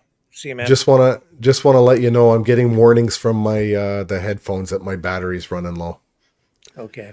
All right. Gail, any final thoughts on? No, I was just following a little bit of the chatter in the comments about, you know, various social media platforms. And again, what I would say, because this is what I often teach about, is that, you know, you do have to sometimes curate your feed, take the best, leave the rest. I know there's a lot of controversy, whether it's TikTok or Twitter, but what I suggest is that every platform comes with, you know, pros and cons. I mean, I'm not a big fan of Facebook, but I do use it for some things, right? So, what I always tell people, find out what your goal is and how you want to use each platform. So that's all I was going to say, because there's no perfect one. I mean, this one has problems, but it has a pretty far-reaching scope. But what's interesting, I see a lot more people now making sure their videos are backed up on Rumble, which is something I've just come to learn more about. So it's interesting. Smart. Yeah, it's interesting what's happening. So that's all just to the people that are commenting. And the other point I made is about Twitter. I still say Twitter. I know it's X, but I still call it Twitter because. Me too. Yeah. And I heard a quote. They said, you know, 50% of people hate Elon Musk and 50% love him. But I'm like, you know, I like the platform. I like that there's so little censorship. That's why I choose to be on that platform. That's my main reason. And I think someone else commented, find out who you're following. You got to follow. It's like in life, if you hang around with a lot of people who are all negative and grumpy, you're probably going to end up being negative and grumpy. If you follow people who are like to have discussions and debates and, hear different views, then that's how my Twitter is. There's some people I follow on Twitter, just make my day. So. Well, it seems to me today was a big win for the freedom side. It seems to me the winds of change are blowing. And even though people are very pessimistic when it comes to our institutions, including our legal system, I find real hope in today's decision. I think, though, this will take a considerable amount of time to resolve. I don't think this will be ultimately decided before the next election. I think this will run through it.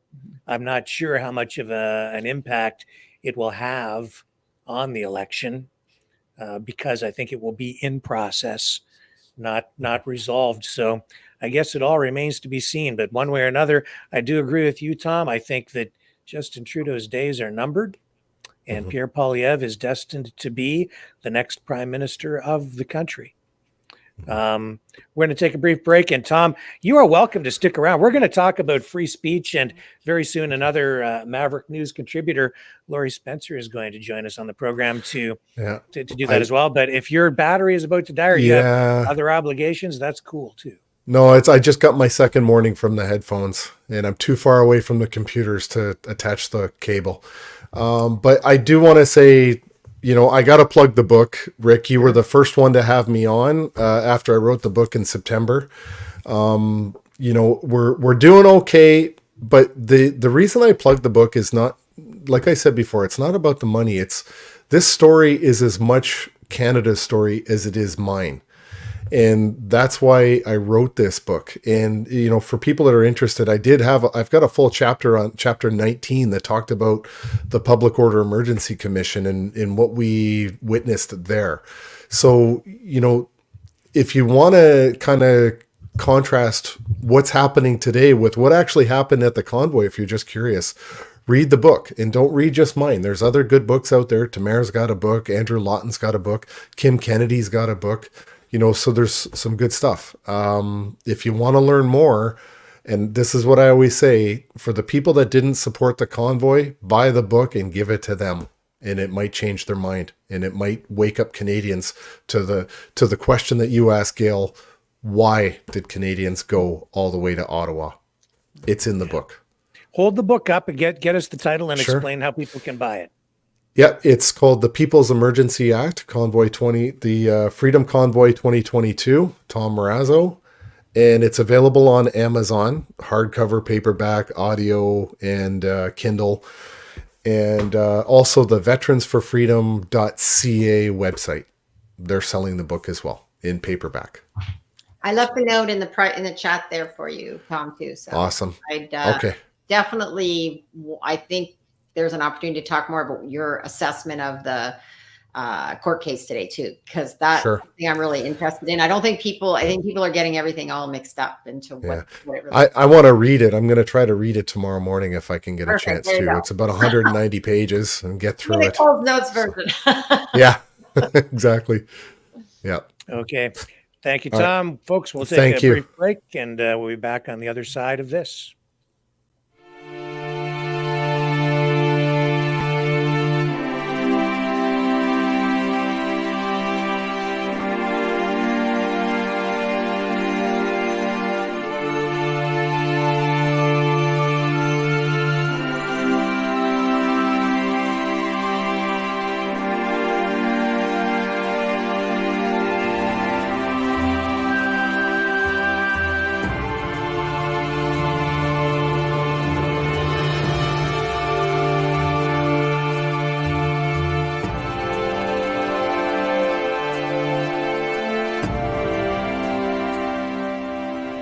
Maverick News. The world is watching.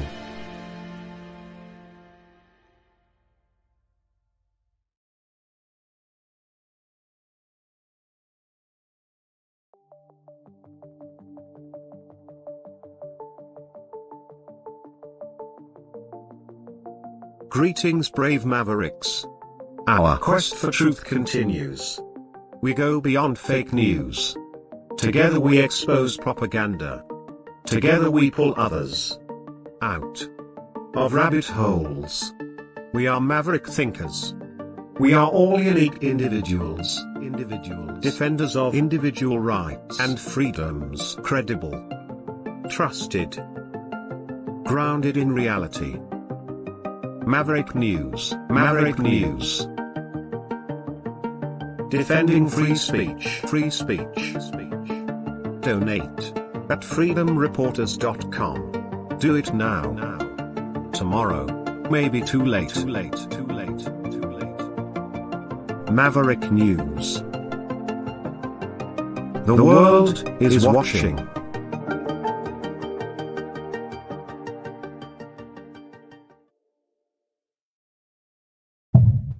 Okay, we're back.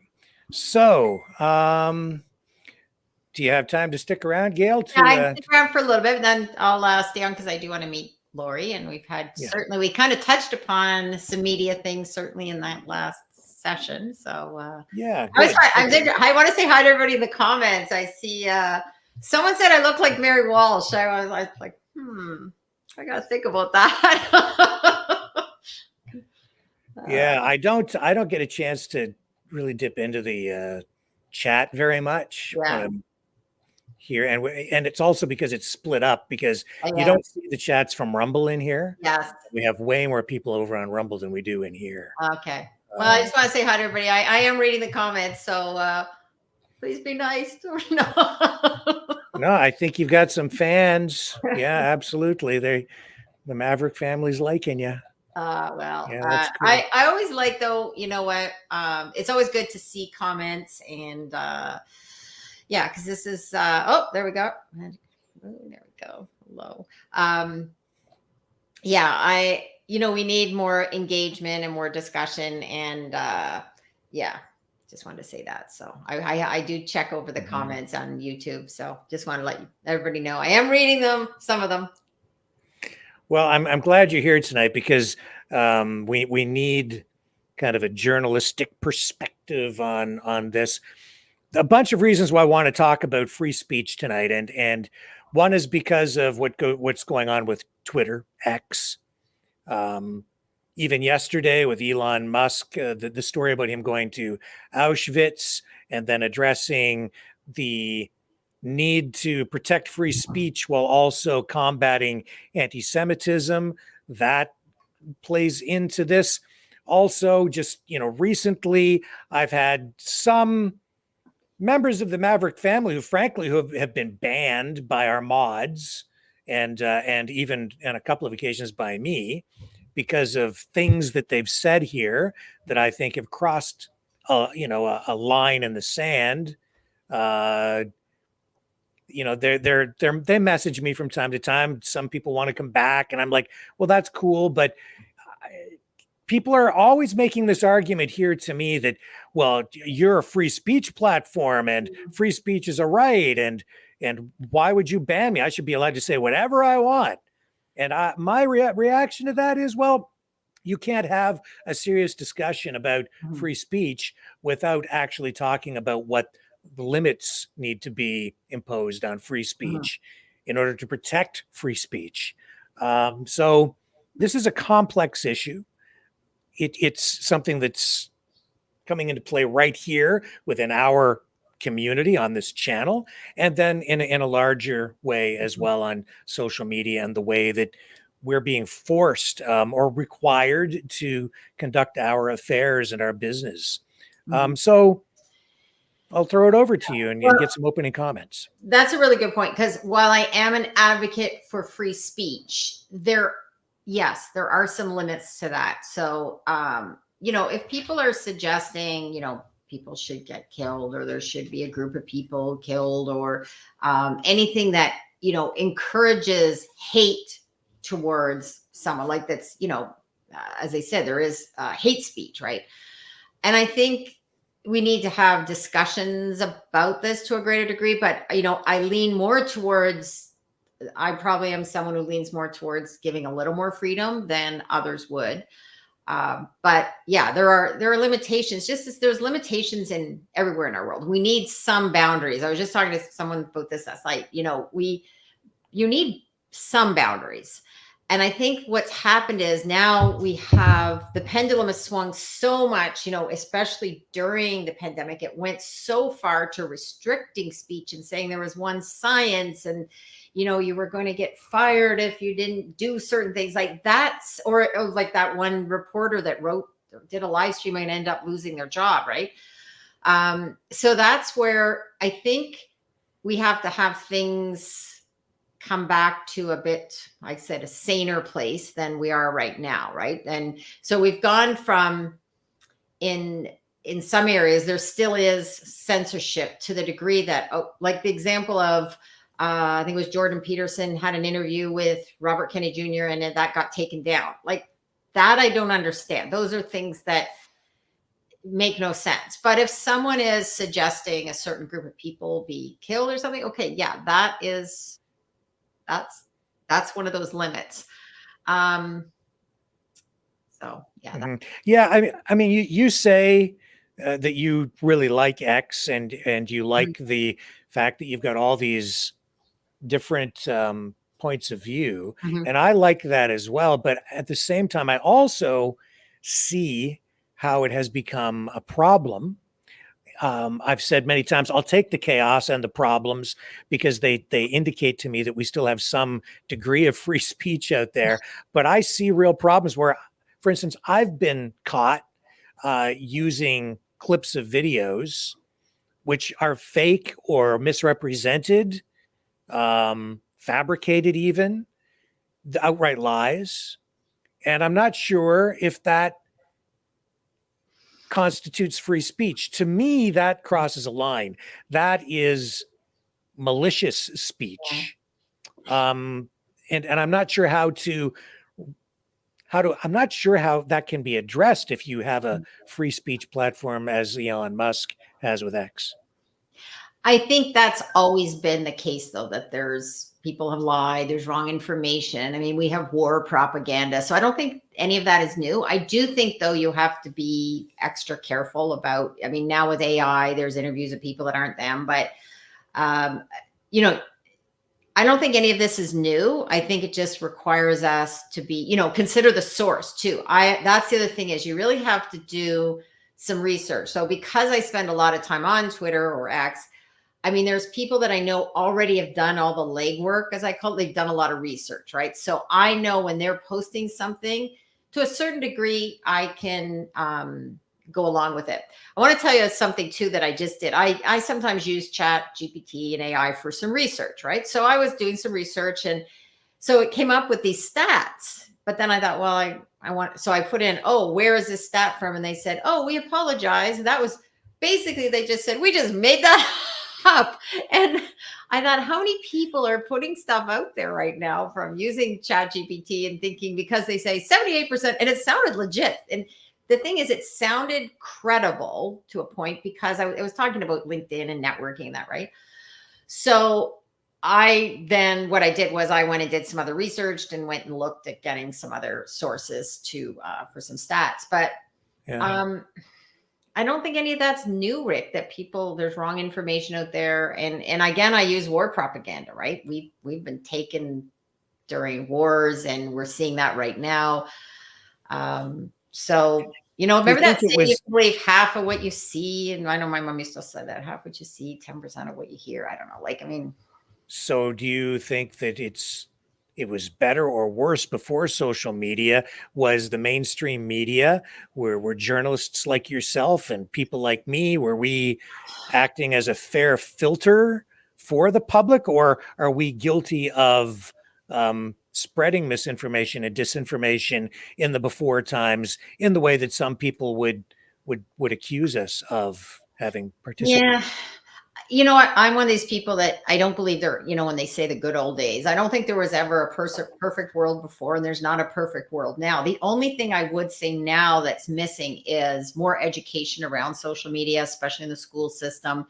We need to be teaching children and adults. This is what I do too. There's an algorithm at work, right? So everything we're reading and seeing is is coming through another filter, right? It's through the social media algorithm. So, you go search for something, chances are you'll get that confirmation bias. It'll be confirm what you already believe, because the way you ask the question, you're going to get an answer that, and I've tested that, and it is so true, right?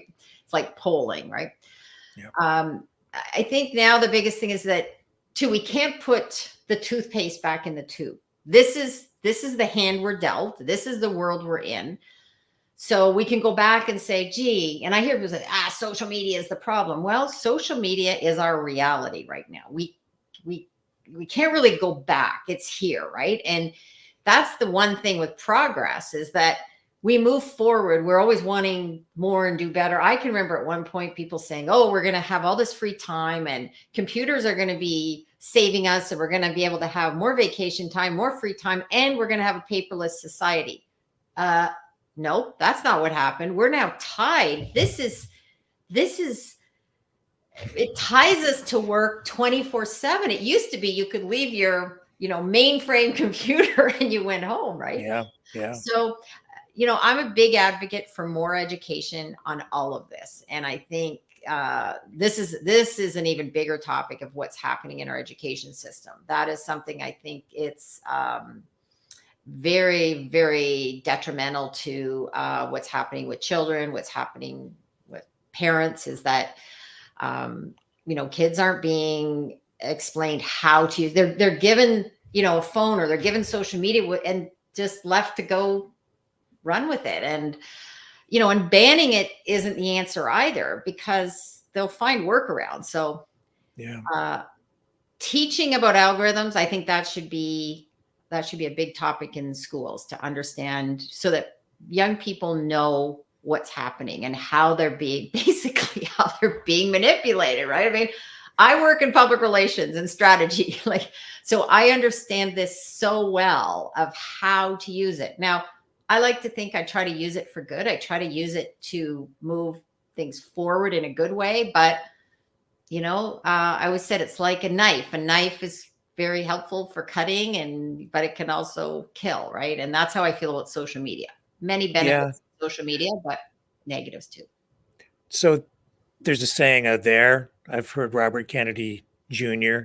say this. I've heard Elon Musk say this. The antidote to like misinformation, disinformation, or even hate speech, or is more speech. But I have to add to that, in this social media environment, I think we need more media literacy, more education in that regard as well. Do you agree? Yeah, 100%. I think, I'm, as I said, even reading some of the commentary, if we don't understand something, what we sometimes can do is, we lash out because we don't understand it, and therefore we think it's bad. And I look at it more as, well, it's an opportunity to figure out, how do we utilize this? So I came out of, I didn't just drop into using social media and embrace it just yesterday. I mean, I started out with, at one point I worked on a manual typewriter, right? So I come from that era. But when I started seeing what was happening with social media, I thought I better learn how to use this. So that's how I became, a fan really of Twitter and X, is that I've been using it long enough that I curate it. I don't block people. I'm not a great fan, but there's certain people I will choose not to follow. I don't need to see their stuff show up every day. But I think someone commented, about, limits on free speech. And there are some people that believe there should be no limits whatsoever. And they have a right to believe that. And I have the right to say that I do think there is some reason to have some limits. But again, I lean more, if there's a spectrum, and I would lean more towards less limits for sure. Even on Twitter or X, they have some limits over there still, right? Yep. No, right? There are some, but there's a lot less than, obviously, and just the same too. Elon Musk is not perfect either. I mean, Okay, no one is perfect. And I always think that, if we're ever, I've said this for quite some time, we're never going to find the perfect anything, perfect platform, perfect person, perfect politician, perfect media source. That's why I think it's really good to do some research and try to listen to different views. When I was in high school, I was on the debating team. I know that's shocking to some people, but I was on the debating team, and what that taught me was you had to prepare both sides of an argument.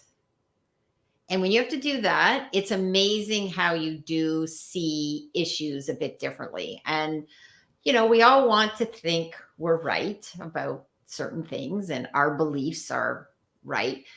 But I always say the tables could get turned. And would you want someone thinking that only their right is right? And I'm someone that comes from, I believe I should have my right to my views and you should have your right to yours. And if we can that's the one era I'd like to go back to, where we could actually have, friendships and relationships where people have different political views and you don't have to unfriend them and block them and don't talk to me and don't, and that was the one thing I found very disturbing during the whole pandemic, was this idea that, us and them, it was, you couldn't have certain people over to your house. And, even now, right? You can't talk about, I've been at parties where I go, okay, you can't talk about these politics, certain things. People don't want to mention certain politicians, right? And whereas I'm like, hell yeah, let's talk about this. If we can be, if we can have it in a respectful way. And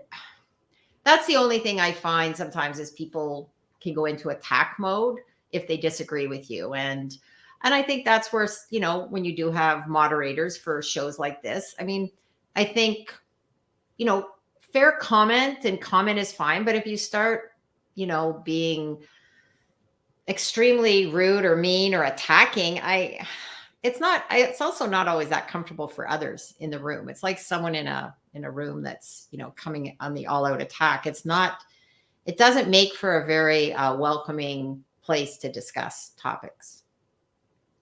So I have, for instance, and I won't mention names, but I've banned a couple of people. I'm very reluctant to ban anybody on here myself. I think I've done it twice, maybe, and that's simply because they were calling for violence. Yeah. And I won't have it here, and I've made it very clear.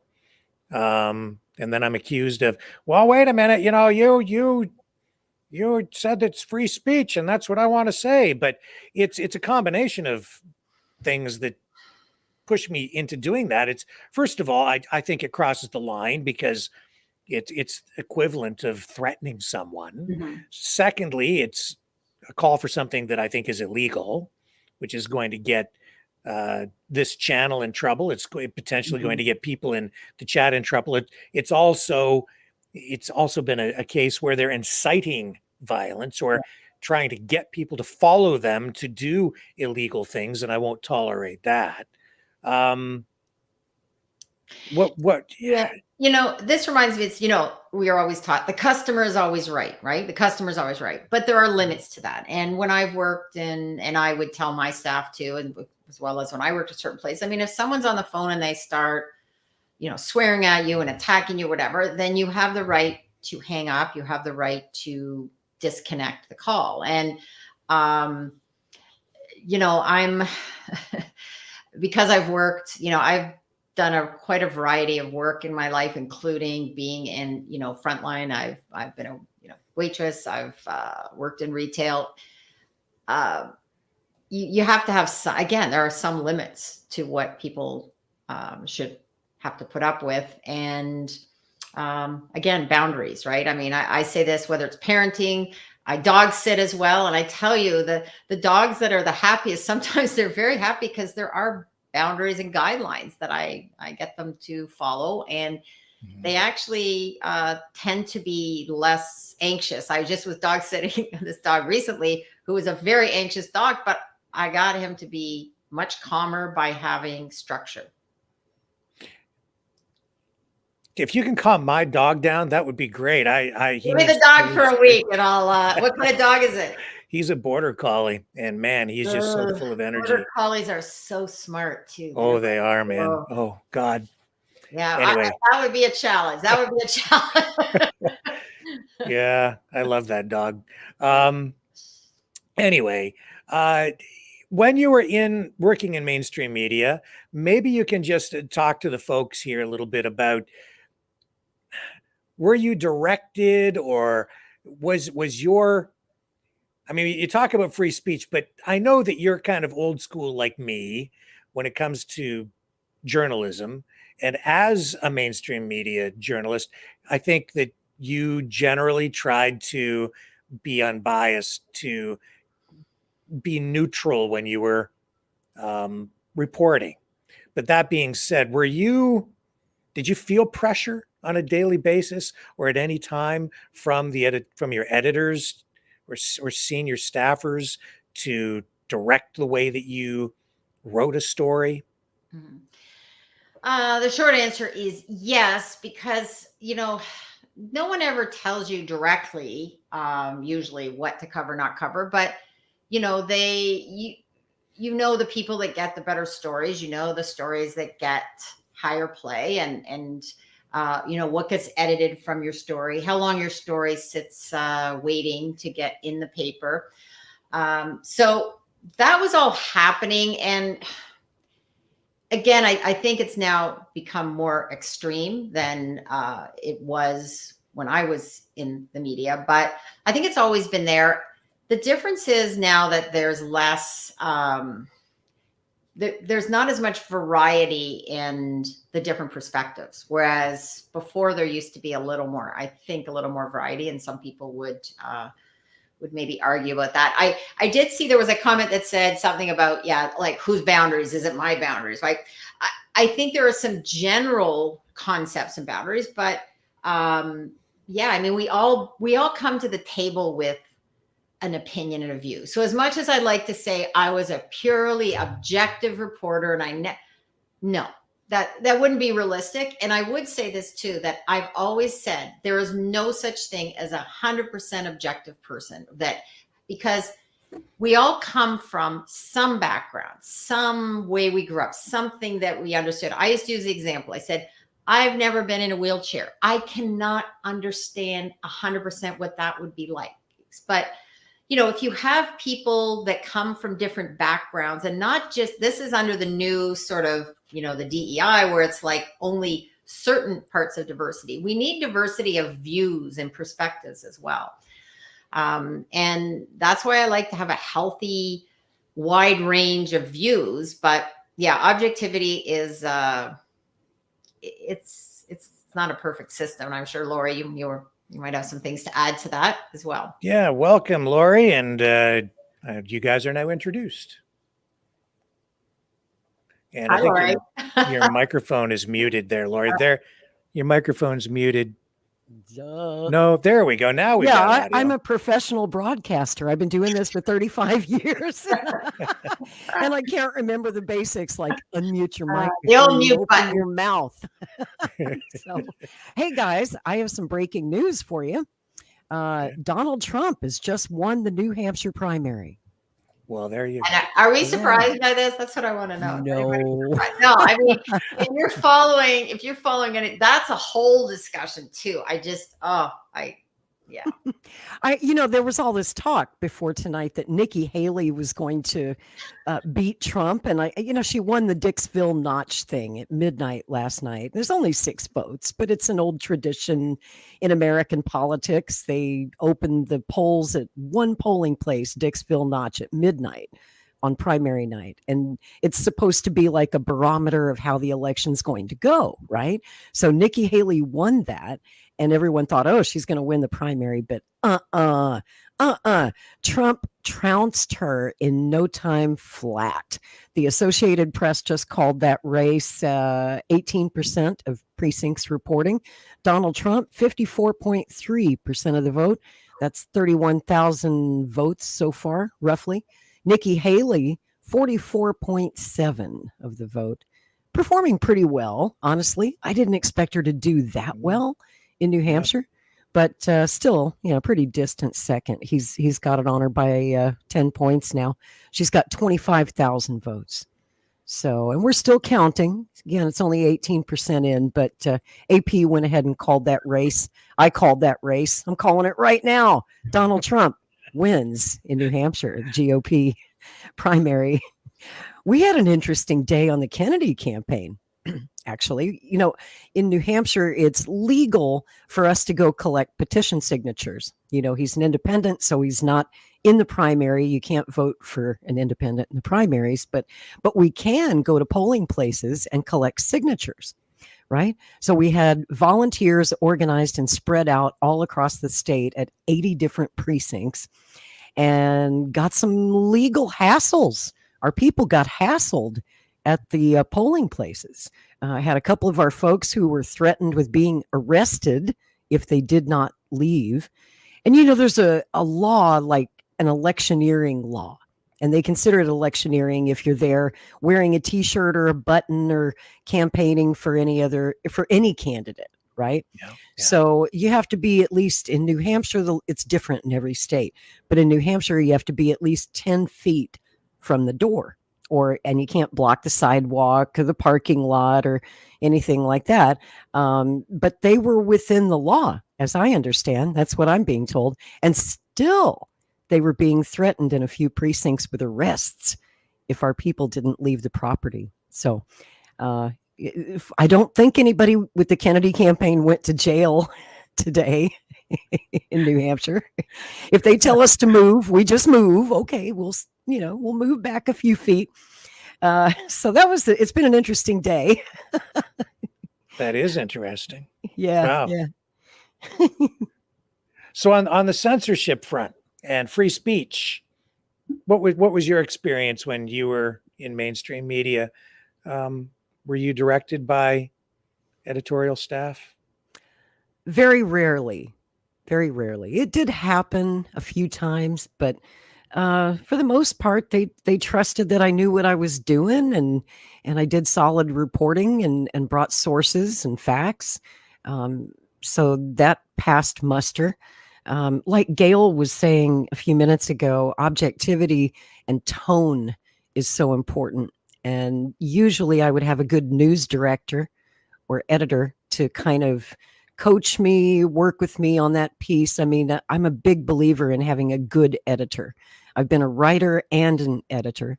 When I worked at Yahoo, I was an editor, and I loved working with the writers, just fact checking things, checking their sources, making sure that we're doing responsible reporting, responsible journalism. That's so important. And of course, I was working for a big media conglomerate that had lawyers checking stuff before we went to print, just to be extra sure that we weren't going to get sued for libeling anybody or reporting a story incorrectly. But I wouldn't call that editorial control. They weren't trying to tell me what to say. They were just trying to help me say it better so that we wouldn't get sued. Yes. Yeah, that's important. And you really got focused on this issue yesterday after Elon Musk went to Auschwitz, and then this whole subject came up again because he said that he needs to protect free speech while also combating anti-Semitism. Right. And just share your thoughts on what you saw yesterday in that regard. Well, after Elon's visit to Auschwitz, a few hours later, Linda, the new CEO of X, Twitter, updated the terms of service and basically saying we're not going to tolerate anti-Semitism on this platform. But anti-Semitism is a difficult thing to define. It's in the eye of the beholder, it seems, right? Because so many people say, well, I'm anti-Zionist, I'm anti-Israel, and criticizing the policies of the Israeli government isn't really anti-Semitism. But for as long as I can remember, that has been considered anti-Semitism. So who decides what is anti-Semitism? And of course, when Linda made that post on X, if you go and you read the replies, oh my goodness, it brought all the Nazis out of the woodwork. She could start her ban list right there. She's like, yep, that guy, that guy, that guy, that guy. I mean, it was just like some of the most out in the open Nazi accounts, because that's allowed on Twitter. At least it is now. I don't know if that's going to change, but I mean, people who literally have swastikas in their profile picture, stuff like that, who post pictures of Hitler all day. I mean, just out in the open, neo-Nazis. They were pretty upset about this ruling because, unfortunately, a lot of these counts are huge. They have big followings, which is kind of scary. Yeah. But they have a lot of reach, right? And at Twitter, at least at the new Twitter, they say freedom of speech, but not so much freedom of reach.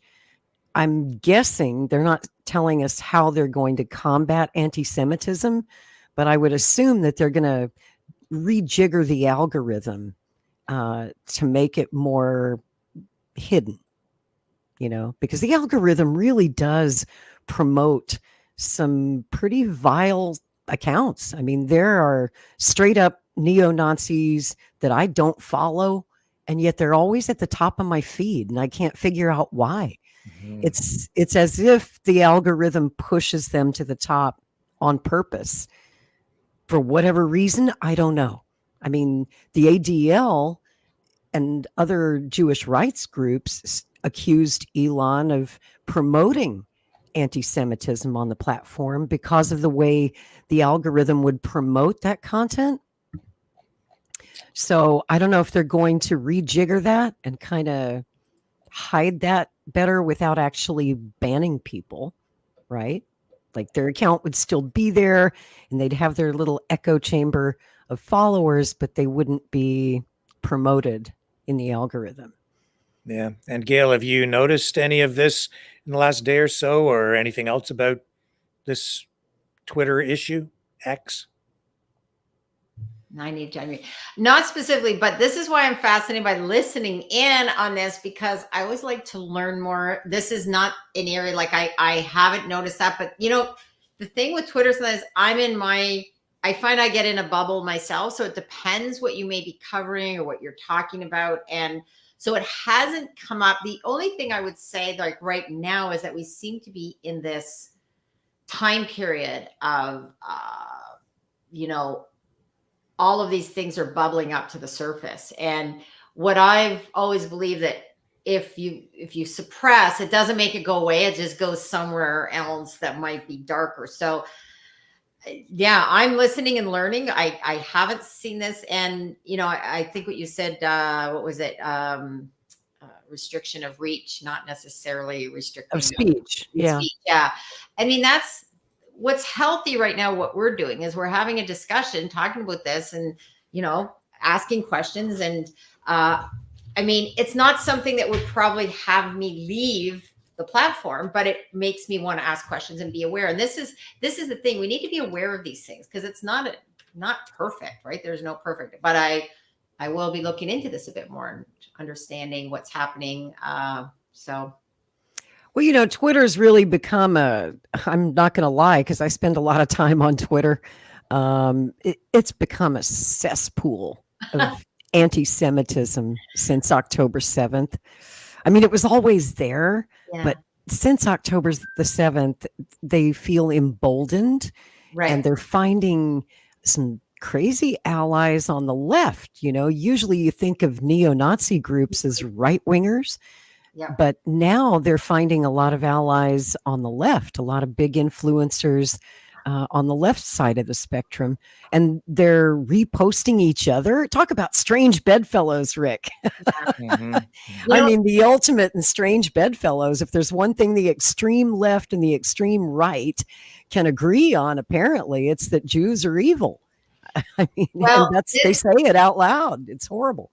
And this is what's interesting, and something I've learned, and I've had people that I know on the left that have come from union backgrounds and the NDP say this apparently anti-Semitism in that area has been happening. Like I didn't know that, like, people that I know that are saying, oh yeah, it's like, oh yeah, that happens on this left. And I was like, so now what's happening, I think it's now, as I said, it's coming to the surface. So I don't know. Masks are coming off, boy. Yeah, They're that's ripping it. their So masks now off. we know, right? Like, to me, it's made me more aware. I've seen things, learned things that I maybe wouldn't have known. So, and I've heard that I've had a debate with someone with this about Twitter being a cesspool, right? And use that exact term, or it's toxic and that. Now, It is. I don't find that. I don't find it, but well, I heard you say earlier, and it's probably wise that you curate your feed. You know, you have that option to only look at posts from people that you follow. But I keep mine uncurated because I want to get a feel of what's out there. I want to see what people I disagree with are saying as well. You know? Oh, I have that too. I have both sides. The difference is I scroll, like I read people, but I maybe I just have a higher tolerance, maybe because I do scroll past things, but Good. it's part of that. I want to know what other sides are saying, not just what I believe, because what's very disturbing right now, or what was disturbing before, is when you don't hear certain views. That's what's dangerous. I think we need to hear this, and then we need to now understand, like, how to address it. Because some of this stuff is coming up, I think now people are more aware of where the problems are. I'm just shocked, actually, that this runs as deep and as wide as it does. I had no idea. I'm not sure if this has been an undercurrent that I just haven't been aware of, or if people are being sort of conditioned and triggered and prompted to respond or post this kind of stuff or talk like this now because of what they are seeing on social media. It's sort of that age-old question: is art influencing life, or is life influencing art? Same sort of equation here. And you see on this post, like, you don't have to go far on Twitter or X. Nope. You know, this guy here, a Marmot Underground, just calling out this post saying there is says that this bullshit, it says, is not anti-Zionism, it's Nazism. And then you read this post, it says Free Palestine. It's talking about blood and genetics, and they're obsessed with that. Bloodlines and what's your DNA? Yeah. Right. It's eugenics. It is. It's rampant. It's everywhere now. The algorithms too do tend to feed you the kind of information that you tend to look at. So the more you look at it, the more you get. So it just reinforces that more and more and more.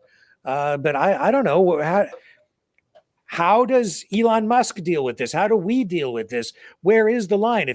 If the ACLU and their landmark, internal decision to support people who, not support them, but defend the right of people to carry a Nazi flag. You mean the Skokie, Illinois decision? The Skokie decision, right? Okay. If so, you look at that. Okay, does that translate into allowing people to just say things on Twitter or X as well? Is that the same sort of idea, or is there a line to be drawn here? This is very difficult. It is. Yeah. It's incredibly difficult. I wouldn't want to make that call. And the owners or the people who run each platform are really the deciders. If these are private platforms, it's not the government. We can editorialize, regulate, even censor as we see fit. But you want to take a light hand, as you always have, Rick. I mean, I heard you talking earlier about how you rarely ever ban people from your chat, and they have to egregiously screw up to get banned. And sometimes, you add them back later. You talk, they apologize, say, oops, sorry, I was drunk. I shouldn't have said that. And you add them back in. But on social media, there's also a sense of ownership for the individual. That's your account, right? And you feel like this is my chalkboard and I can write what I want. This is my free speech right here on my chalkboard.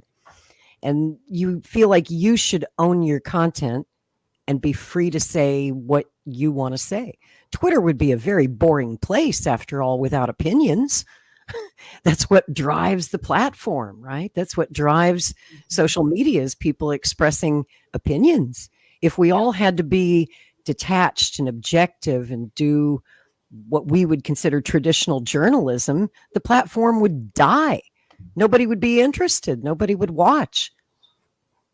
Indeed, I think Facebook is dying, because when they Right. took news off, I'm not on there nearly as much, because I think, and this is the another issue surrounding free speech. I think they were exploiting free speech. I think Twitter exploits free speech, exploits the divide, exploits the controversy and the arguing. They feed you what you want to hear. They reinforce what you believe for a while, and then to make you feel good, then they give you something that really pisses you That off. they know you're going to hate. Yep. And then you're, the hormones. Welcome to start social pumping, the media. adrenaline, right? And then you can't put it down. You can't stop looking at it. Yeah. And- That's how they get you hooked. Yes, Mhm. it is addictive. But it's the same thing that happens with that bag of potato chips we eat. There is stuff they put in chips. Like I actually, until I did research on this, they actually do put things in to make you eat that whole bag of chips. And it sounds crazy, but it's because remember you used to be able to open a bag of chips and you could eat now you can't. You have to eat and. So it's bad for you, right? But you just can't stop. And you feel sick afterwards. I mean, Yeah, I've done that. yeah. I've spent too much time, I guess the thing I go back to, like, each platform serves a purpose, right? And they're not doing it, as a former reporter said, what do you think I'm doing this for my edification? I mean, they're doing it because there's money to be made, or the only difference I'd say, I do feel like with Twitter, I mean, Elon Musk lost a lot of money to buy it. So, but I think it's also he personally is putting his stamp on that platform. What's interesting is that the amount of people I know that have said, I hate Twitter, I'm leaving, I'm never, and then I see them back. They never do. They always come back. Or they come back. Like Donald Trump. Trump said he wouldn't come back. He came back. He came back. Or they're lurking, because I know people that I never see on Twitter, but I know they see my tweets, right? So I don't know. Again, it's also, a business, and that's why it's really important to get, I always encourage people to try to get on different platforms or read different things. Don't only get all your news from one place, right? It's good to go on different platforms, hear different views. Even if they piss you off or like make you sick or affect your mental health.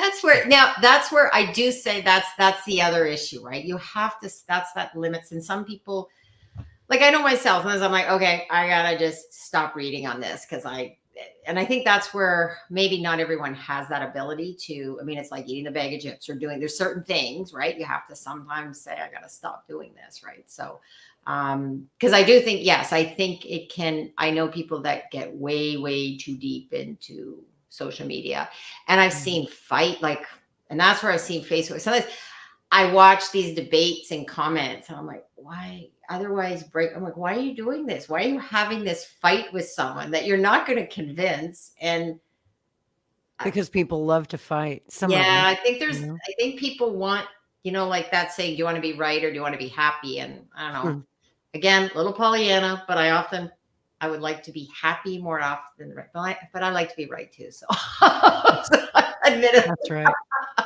Well, I mean, social media, really does you see a lot of ugliness there. You see the worst sides of people, because when you're behind your keyboard instead of face to face, you say things that you would probably never say to a person's face, right? And it can just embolden the worst in humanity to post the worst things, right? And I guess it teaches all of us, if we're going to be on social media, to toughen up. Don't be a snowflake. Okay. People are going to be rude to you. They're going to be mean to you. And we have to ask ourselves, how do we deal with it? Do we just block them? Do we mute them? We have options. Yeah. Do we curate our feed? Do we unfollow them? Or do we just kind of, thicken up the skin and take it because it's a dose of some semblance of reality. I always say social media isn't real life, right? Like what we see on social media just does not reflect the real world. And here's an example. Over the past 4 months since this war in the Middle East began, on social media, if you were just going by social media alone and you were scrolling through your news feed, you'd think that Palestine is winning the war. Mm-hmm. You'd think that, Israel is evil and Palestine is good, and what Hamas did was legitimate resistance, right? That's all you would know about it if you got your news from social media. But then you go out and you look at the opinion polls and you talk to people in your neighborhood and you look at, how the candidates are doing, and all of the major candidates, on paper anyway, support Israel in this conflict. The United States supports Israel. Canada does on paper, right? Mm-hmm. But we have some doubts about whether our government really, which side they're really on. Sometimes you wonder, especially up there in Canada. But real life is so different. And you can see that tonight in Donald Trump's big win in the New Hampshire primary and in Iowa a couple of weeks back, right? He's winning by huge margins, and he's the most pro-Israel president the United States has ever had, right? If he was saying something that his base didn't want to hear, he wouldn't be the winner tonight. Yeah. Well, being up here in Canada and watching, I think this is, I really want some more time. I would love to just work on this as a project, a greater project. But looking at what's happening with Trump and what most people, and I put in quotes like people again that I'm following on Twitter when I have, media discussions, they all just say like Trump, he's not going to get elected. He's not going to be president. And when I say he's going to be the next president, they think I'm like off my lid, right? And I said, there is so little discussion about, again, this goes back to the earlier discussion, Rick, of why. And I've spent a fair amount of time in the States. I've traveled there. I've done some work in there. I work in manufacturing. So I've been at, trade shows and conferences and talked to a lot of people, especially in manufacturing. And I'm not surprised. I was even away at a resort, talked to this woman from Florida, and, she's a big Trump supporter. But instead of going, oh, what's wrong with her? I was like, I want to know why. I want to know more about her. What's her story? And you know what?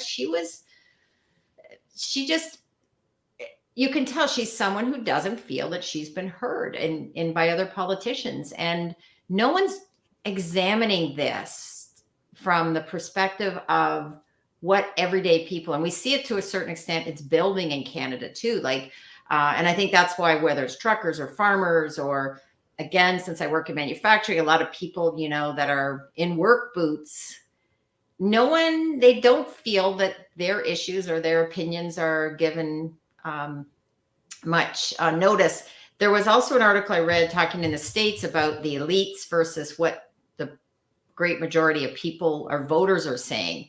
And it's like switched, it's the elites are only 1%. And yet they're making these comments and decisions that are so out of touch with what voters are looking for. That was the point of the Freedom Convoy, wasn't it? And by the way, congratulations, Canada, on your win today in court. Remember what I said 2 years ago, Rick? I said, wait for all this to shake out in court. Because it was illegal what they did. It was clear in my eyes that the use of the Emergencies Act was illegal. It just took a good judge, an honest judge. And it sounds like you have one in that case. And I'm so glad. I know they're appealing. Of course, the government will appeal.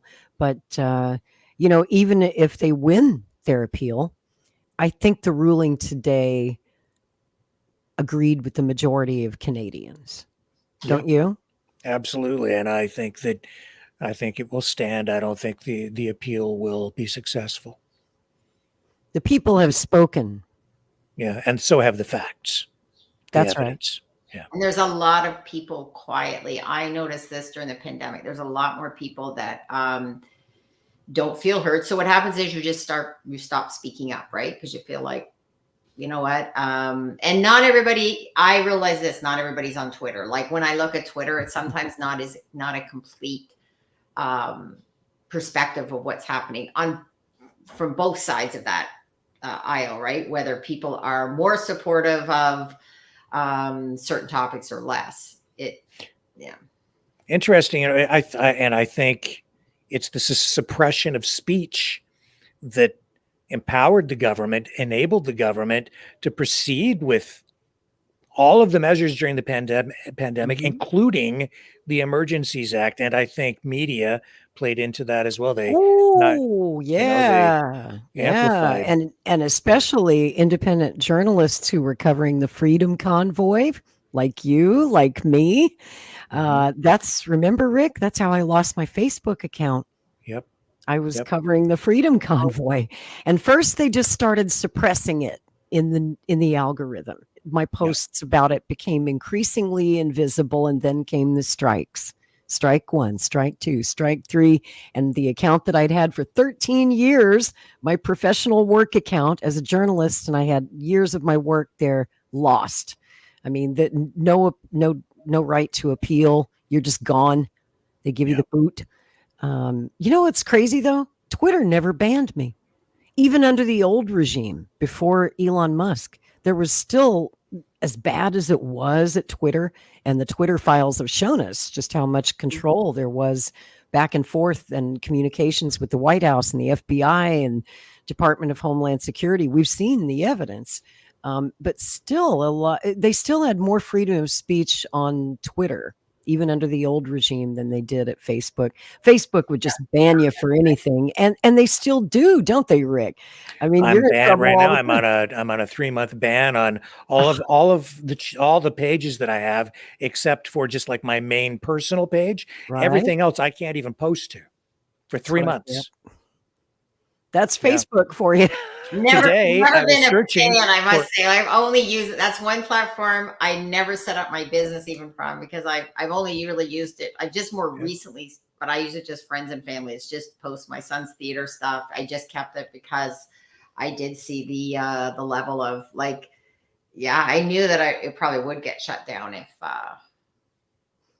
because I just saw so many people were just ban, like it was nonstop. So I think, it was probably one of the worst, I think, in terms of. It's also shadow banning and the algorithms. Today, I was searching for, just in YouTube, in the search, I was punching in exact titles for videos that we had done in the past for the convoy, and it wouldn't even come up. They don't even come up. Same with me. And you know what I learned during the last couple of years is Google. I went searching for things that you could not find on Google. Like I had to go through other means. Like, and I just, again, I thought Google was sort of like, I was on this, I thought Google censors. So there's things that you don't find, right?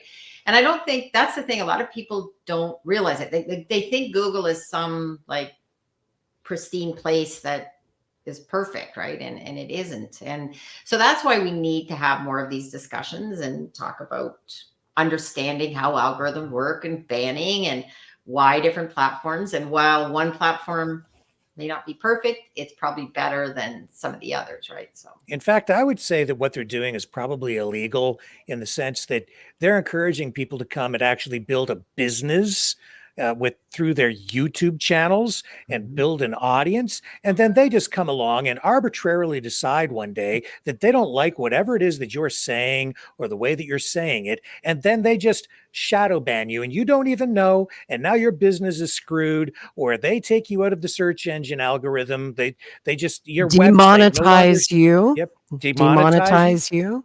Yep. And eventually just put you out of business. I've lost a YouTube channel too. Right. Last year. So I think, have they been sued by anyone for doing that? Because that's like destroying someone's business. I think if you read though, I think in the fine print, right, when you sign up, I think they have everything covered. You know, the fine print we never Of read. course they do. Yeah.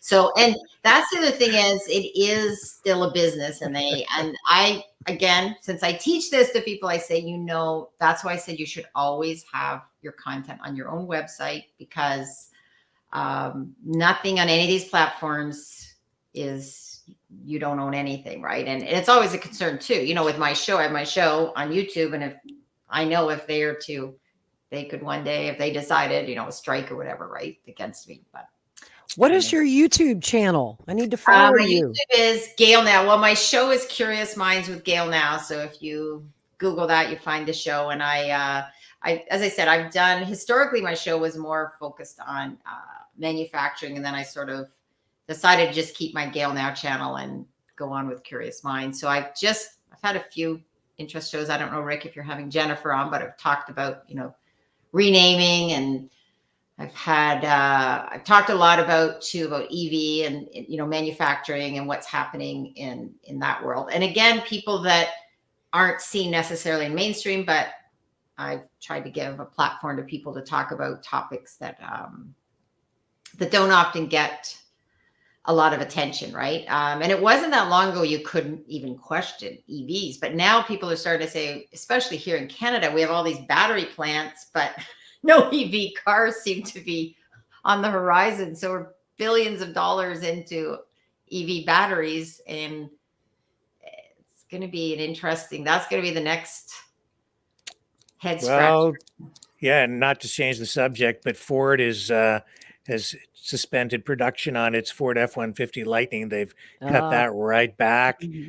Ford is saying they're dialing back everything on the EV front now. They've got big problems, man. They're not selling. But anyway, that's another subject. And again, though, lack of discussion on this, right? They just, you know, barge through, and again, mandates, right? It's just we're going to force you to do something, and I think that's not maybe working out so well. Yeah, it's today's court decision, Ford's decision to dial back EV production in spite of all of the government incentives and money that's being thrown at them, billions of dollars. What does it really come down to? They're just not interested in listening. They didn't want to listen to the people from the convoy. They don't want to listen to consumers. They just don't want to listen.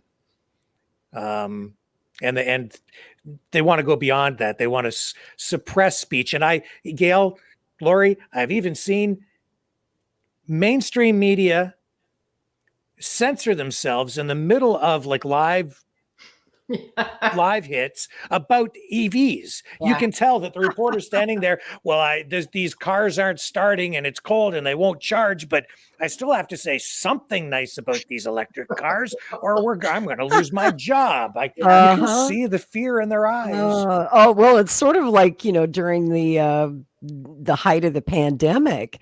They would have this ticker over here with all of the coronavirus hospitalizations and deaths. And the numbers were off the charts, right? During the Delta wave.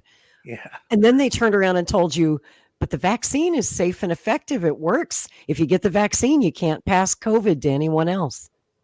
Meanwhile, the ticker right behind them says otherwise, right? It was the largest number of people in the hospital and deaths ever was that summer after the vaccines rolled out. There we go. We just got banned. I'm joking, but it's coming. I was going to say, I'm trying not to say that word. Isn't that sad, though, that we can't say a word like that, or we're afraid to, right? Yes. Getting a strike. The other thing during the whole COVID that I found interesting was when they finally got to the stats. Remember when they said how many people were dying, but then what's his name? Wasn't it Patrick Brown in the mayor? He ran for the Conservative. Patrick Brown. Yeah, and he came up with that information from one of the hospitals so if you went in, say, from a car accident, and then the first thing they did when you went into the hospital, they test you, and if you tested positive for COVID, then they would list your death as COVID, even though you died from the car accident. And that was when I went, what's going on here? Like, But the other thing is, I started asking, why was that? And someone told me it's not necessarily the doctor's fault, it's the administrators, because the hospital gets so much money for this. So once I understood that, it's like, okay, it was a processing thing that has to do, and you know what they always say, follow the money, right? And that's why they were doing that. And then all the stats were so skewed, and people were saying, look how many people are dying. And worse, they were politicizing those stats, right? I mean, that's one of the reasons I believe they were being fudged. Was, for Democrats, they could say, look, our lockdowns and mask mandates and vaccine mandates are working. And Republicans could say, look, they're not working. And it depended what side of the political spectrum you were on, how you would interpret something as basic as statistics, Right. which we should all be able to agree upon. But then you catch governments in different states fudging the statistics for political purposes, right? They were fudging them a certain way in New York and maybe in Florida a different way, depending on who's the governor. What's the general politics of the state? Is it a blue state? Is it a red state? Is it a state that gave up on lockdowns and masking, or a state that stuck with it longer than others? Yeah. So where do we draw the line? How much? I don't know if you were here for the or heard any of the conversation that I had with regard to banning people. You I think you heard some of what I had to say. People, and just the other day somebody said, unban me, but let me come back, and I said, okay, you can come back. But I mean, they turned right around and got themselves banned again. Not yet. I haven't they seen do them that. back in the chat yet, but maybe they'll return.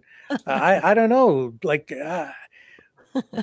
where I don't believe that you can have just ultimate free speech. The other thing that goes on here, and has happened, is people will call up into the call-in show, and then they will, I think, purposely say things that they know are against YouTube's terms of service to get the channel taken down because they don't like me or like the channel and what we're doing here. Yeah, So that that's again horrible. is malicious. I'm sure Yeah. that it's going on.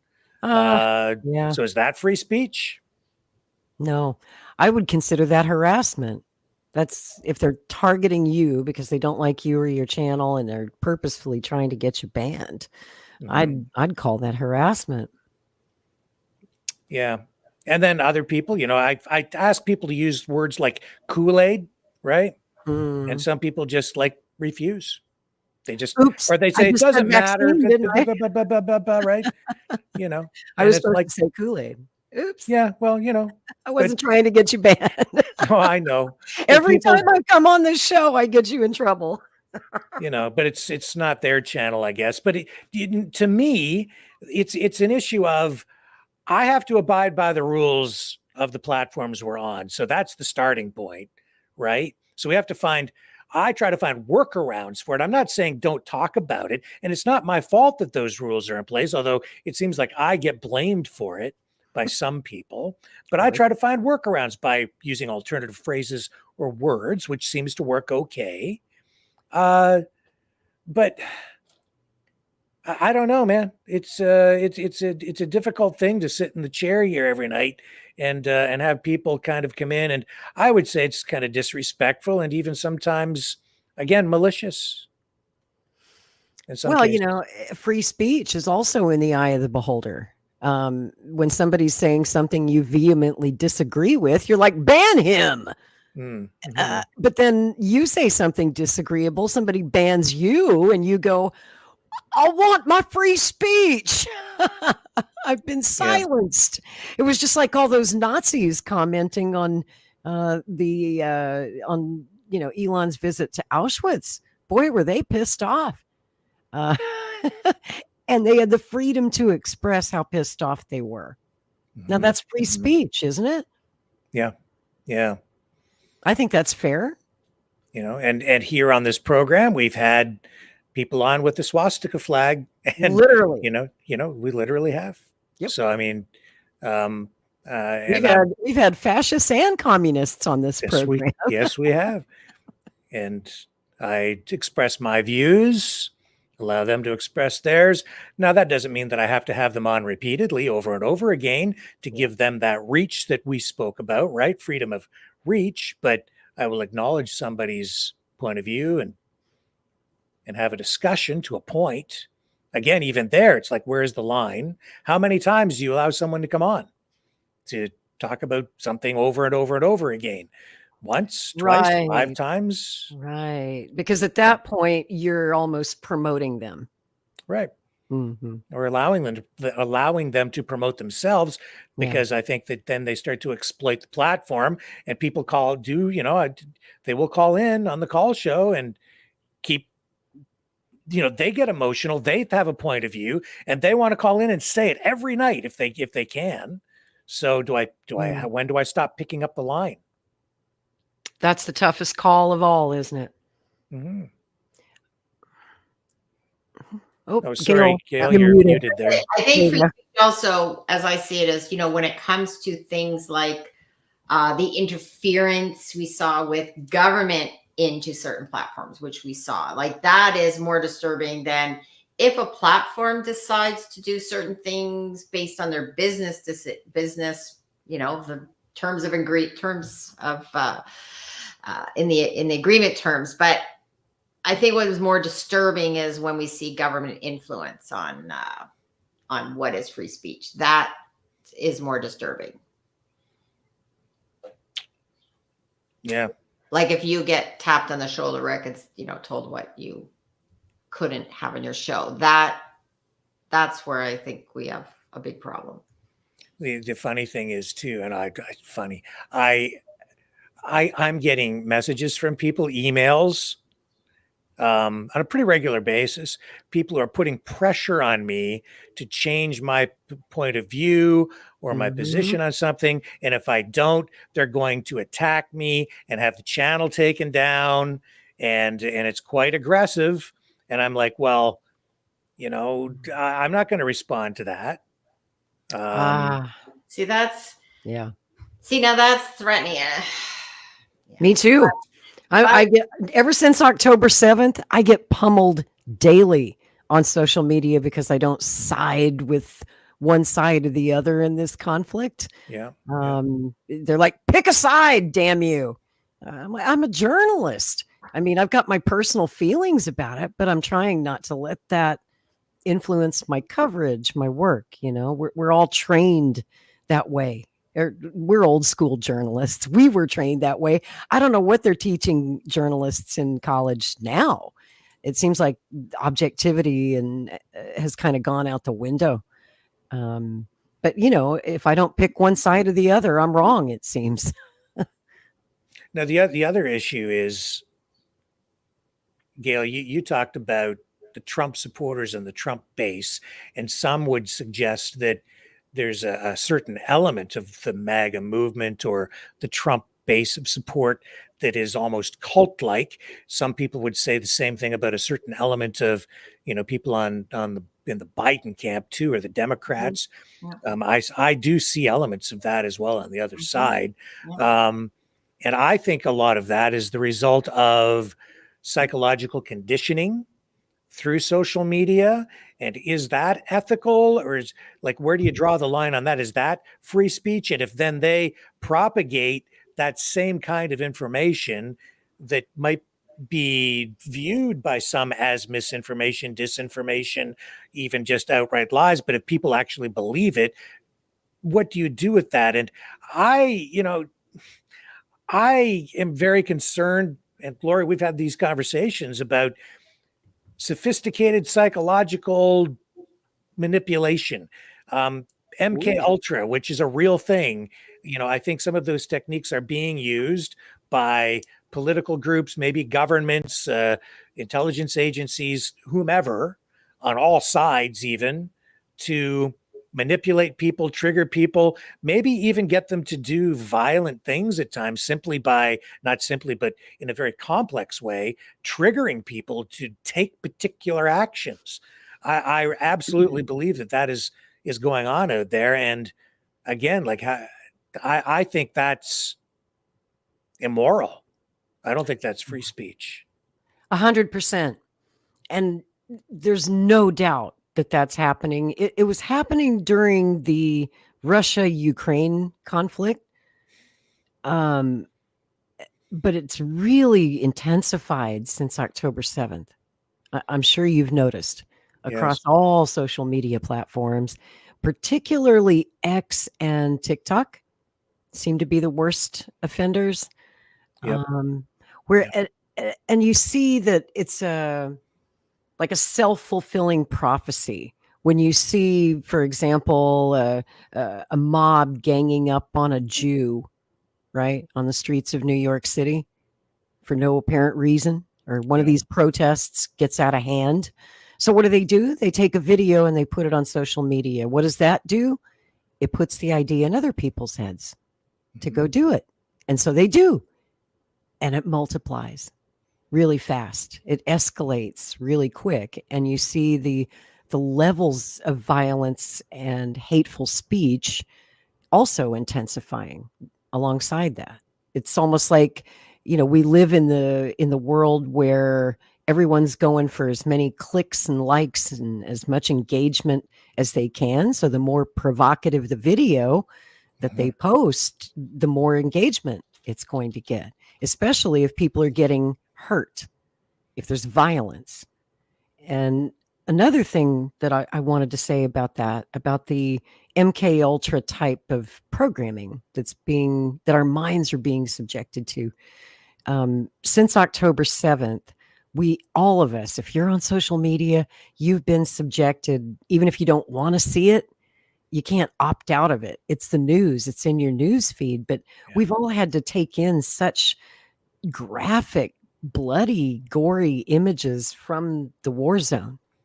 I mean, they post it all. It's not blurred. It's not censored. You're seeing the after effects of bombings, of air raids, of buildings collapsing in Gaza. And we've also seen the horrible videos from the attacks on Israel, October 7th. And those are absolutely horrifying as well. And you can't miss it. It's just there. It's in your face. And that's not good for your mental health. We've been subjected to it day after day, especially Rick. We work in the news every single day. So we have to watch it so that we can talk about it, so that we can report on it. And it's not good for you. My sleep is suffering. I'm sure yours is too. All of us have to find a way to take breaks. I think mental health breaks are good for you on social media, to get away from that. Like Gail said earlier, curating your news feed more carefully, where you're in control of what you choose to see. Because under the platform like X, if there's going to be free speech, if there's something out there that you don't want to look at, you do have control over that. You can block the user, you can mute the user, you can curate your news feed to filter those people out. But it's hard to escape the graphic images and the violence. And it feels to me, because most of the most graphic content that we see on a daily basis comes from a lot of the pro-Palestinian accounts that, when you take a look at them, are usually based in the Middle East, or they're bot accounts. And I think there's a lot of financing behind that from other governments, from Iran, from Qatar, maybe even Russia. I agree with that 100%. And, if you go back and you look at the Vietnam War, the United States, I think all governments learned that it's not wise, if you want to win a war, to allow images of dead bodies, especially your own soldiers, to be shown on television. But now what you're getting is social media, where images like that are being thrust forward in real time. Yep. By organizations, groups, governments, for political purposes and propagandistic purposes, and on purpose. And it's very difficult to control if you have a free speech environment, which is why governments are moving toward more censorship, because you can't win a war if you don't have the support of the public, and you're not going to have the support of the public if you're showing your soldiers dead. Or in this case, with the Palestinians and Hamas, I believe and I don't have to believe it. I know that it's true. They're martyring every dead person and especially every dead child in Gaza. And they make the most of that by showing the videos of as many victims as they possibly can on social media. And in that way, I would say they're exploiting those poor people for their political, geopolitical, strategic, to gain those, to achieve their objectives that way, to try to win the war, because the war isn't just kinetic, it's also an information war. I think the information war is actually the most important part of the war, that for sure. And then it brings me back full circle to this. A lot of the stuff that I've been seeing is not just real. Some of it is fabricated. Some of it is AI. Some of it is just manipulated in using special effects. The style and the techniques and the style that I'm seeing used to create these propaganda videos, you can see a lot of similarities even between what's coming out of Gaza and what came out of Hawaii and Lahaina. And that's why tonight I put the challenge out there again, and this is now going on 2 weeks. Can someone, anyone, produce even a single relative, an aunt, an uncle, a mother, a father, a cousin, a brother, a second cousin, a third cousin, a distant relative, someone who maybe adopted a child and then had a third cousin 3 times removed, who is searching for a missing child who was abducted during the Lahaina wildfires, so that we can get them on here and find these thousands of missing children that we were told about in Lahaina. That I'm not seeing any posters up anywhere. I'm not seeing anybody searching for their missing children. If there are thousands of them, where are the parents and or the families, the grandparents, anyone who are out there searching? Why are we not seeing them on social media? Why are we not seeing those personal, heart-wrenching accounts talking about Johnny or Susie or Rebecca, or any of these missing children, these babies, these poor children who have been abducted and are no doubt right now having the blood extracted from them while they are laying on a cement slab, being terrorized to maximize the endorphins running through their blood vessels at the time of extraction, so that the what do they call that stuff? Adrenochrome.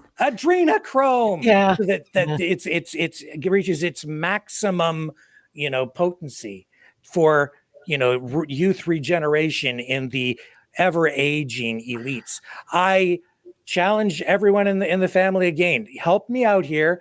If there are missing children, let's find them.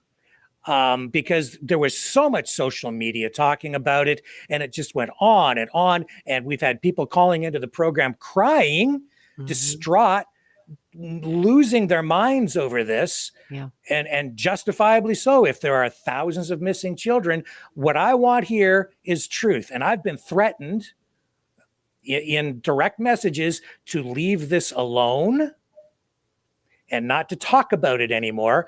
But I'm not going to shut up about it, because I want the truth. And I need everyone in the Maverick family to help me with this. I need all of you to go and research this. Find someone, anyone in Hawaii, anywhere in the world, who can legitimately claim a relationship with even one missing child. I have not heard from a single parent yet from Hawaii who claims that their child was abducted, but I've heard from plenty of parents in Israel, and their children are still being held and tortured and God knows what by Hamas. There you go, right? Yeah, that's exactly there's a right. real story that people are still ignoring. It's like everyone forgot about October 7th. They don't want to talk about the 1-year-old baby that they're holding hostage, for crying out loud. Magic Moon wants to know what the point is. The point is that we are all about truth here. Now, Magic Moon, if there are a few possibilities here, I suppose, but it really comes down to this. There were a lot of videos and a lot of upset people. And a lot of talk about Jewish space lasers setting Lahaina on fire. Yeah, yeah. And then having all the children abducted and being sucked down into tunnels someplace so that their blood can be extracted, or whatever you want to believe. Okay. And what I'm saying is, let's get to the truth on this matter, because if that's true, we damn well better get out there and find them. And why the hell aren't we finding these thousands of missing children? They deserve to be found. Where's the guy from The Sound of Freedom? Where's that dude who made that movie, who's out there fighting for the children? Where is he now? Why is he not out there getting those children back? There are thousands of them. It can't be that hard to find the families. So, everybody, a lot of people in our chat, in our family here, they've been subjected to this information, and I understand the concern and I share it. Okay. If those children are missing, I damn well want them back. Now, on the other hand, if for some strange reason this can't be substantiated and we can't find any evidence of missing children, what then does that tell us? It tells us that maybe someone might have been lying to us. And if they've lied about that in such an effective way that literally millions of people around the world right now still believe that there are thousands of missing children from Lahaina, then what else have they lied to you about? And who the hell is it that's lying to you? And why are they doing it? So Okay. It's one or the other. I just have to ask, Rick, can you explain this to me? What the hell are Jewish space lasers? What is that? That's the Jews, man. That's the direct energy weapons. And they're all controlled by the Jews. Didn't you know? Because the Jews control everything, man. And ultimately they're responsible. I'm telling you, that's what we were told. And there's even a book, you can get it on Amazon, called Jewish Space Lasers. Get out. Are you serious? Would I kid you about something like that? You wouldn't lie about that. Oh my goodness, really? I've heard the phrase a lot since the Lahaina fire, and I keep hearing this Jewish space laser thing. They even said that Marjorie Taylor Greene was talking about them, and I'm like, what? What I don't even know what that is. So are they blaming it on the Jews because the Jews invented the laser technology? Or are they saying that these children are being abducted by the Jews? How the hell do you tie the Jews into this? Walk me through that logic tree. You just have to go listen to Stu Peters or Ye, or what's the other guy's name? His buddy there. Lucas Gage. Yeah, those dudes. Okay, because any of them. Because don't you know, they're satanic. It is Satan, and the Jewish star, that's the symbol of Satan, man. That's a pentagram. Just ask Stu Peters. He said so on Alex Jones' show. Did he really? He certainly did. He really say that? I'm not surprised. In that debate with Alex Jones, that he had a discussion. Whatever. Oh, okay. I couldn't sit through the whole thing. I did watch some of it, but after a while, I couldn't take it. I have to interject because I do have to sign off, but I did want to say, Lori, it was great meeting you. So I'm glad we got to. And Rick, I've been on a while, so thank you, Gail. And I apologize if I went down a rabbit hole here at the end that maybe was. Well, I know, you know what? I know that I'm not as familiar with that story, but I do know that it's something you've been following and following, but it's I do have some other things I have to go get for the morning, so I'm going to sign off and we'll talk soon. All right. Thank you, Gail. Okay. Really appreciate your input tonight. Thank you, Gail. Okay. See you soon. So, Lori, we'll stay in touch and I'll get your information from Rick. Okay? Yes, let's do that for sure. Bye. See ya. Bye. Bye-bye. Just an update on the New Hampshire primary. 33% of precincts reporting. Donald Trump, 53.6%. The winner tonight. He's gained 11 delegates. Nikki Haley, she's gaining on him a little bit, but she lost 45.4%. He's going to pick up 6 delegates tonight. Do you think she'll drop out now? Think she'll drop out? No, I don't. No? I don't. I think they're keeping Nikki in as a just in case. just in case, because we don't know what's going to happen with Trump's legal cases and if he's going to wind up behind bars. I mean, if he keeps winning elections, which I predict he will, he's going to keep. I mean, he's going to absolutely murder her, if you'll pardon the expression, in South Carolina, in her home state. He's going to roll over Nikki Haley. Maybe then she'll drop out. Maybe she's just so stubborn she's going to take a beating in her own home state before she drops out. But I think that, and it's not just the never Trump GOP that wants to keep Nikki Haley in the race just in case. I also think that she's got some Democrat funding behind her. I think that a lot of Democrats, I've heard a lot of Democrats who don't like Biden say that they would vote for Nikki Haley. And I get it. I mean, her policies are no different from Joe Biden. Show me where they're different. Do she and Joe Biden disagree on anything? I think they agree on pretty much everything. Certainly when it comes to foreign policy and war, they're on the same page. She's got a message a lot of Democrats like.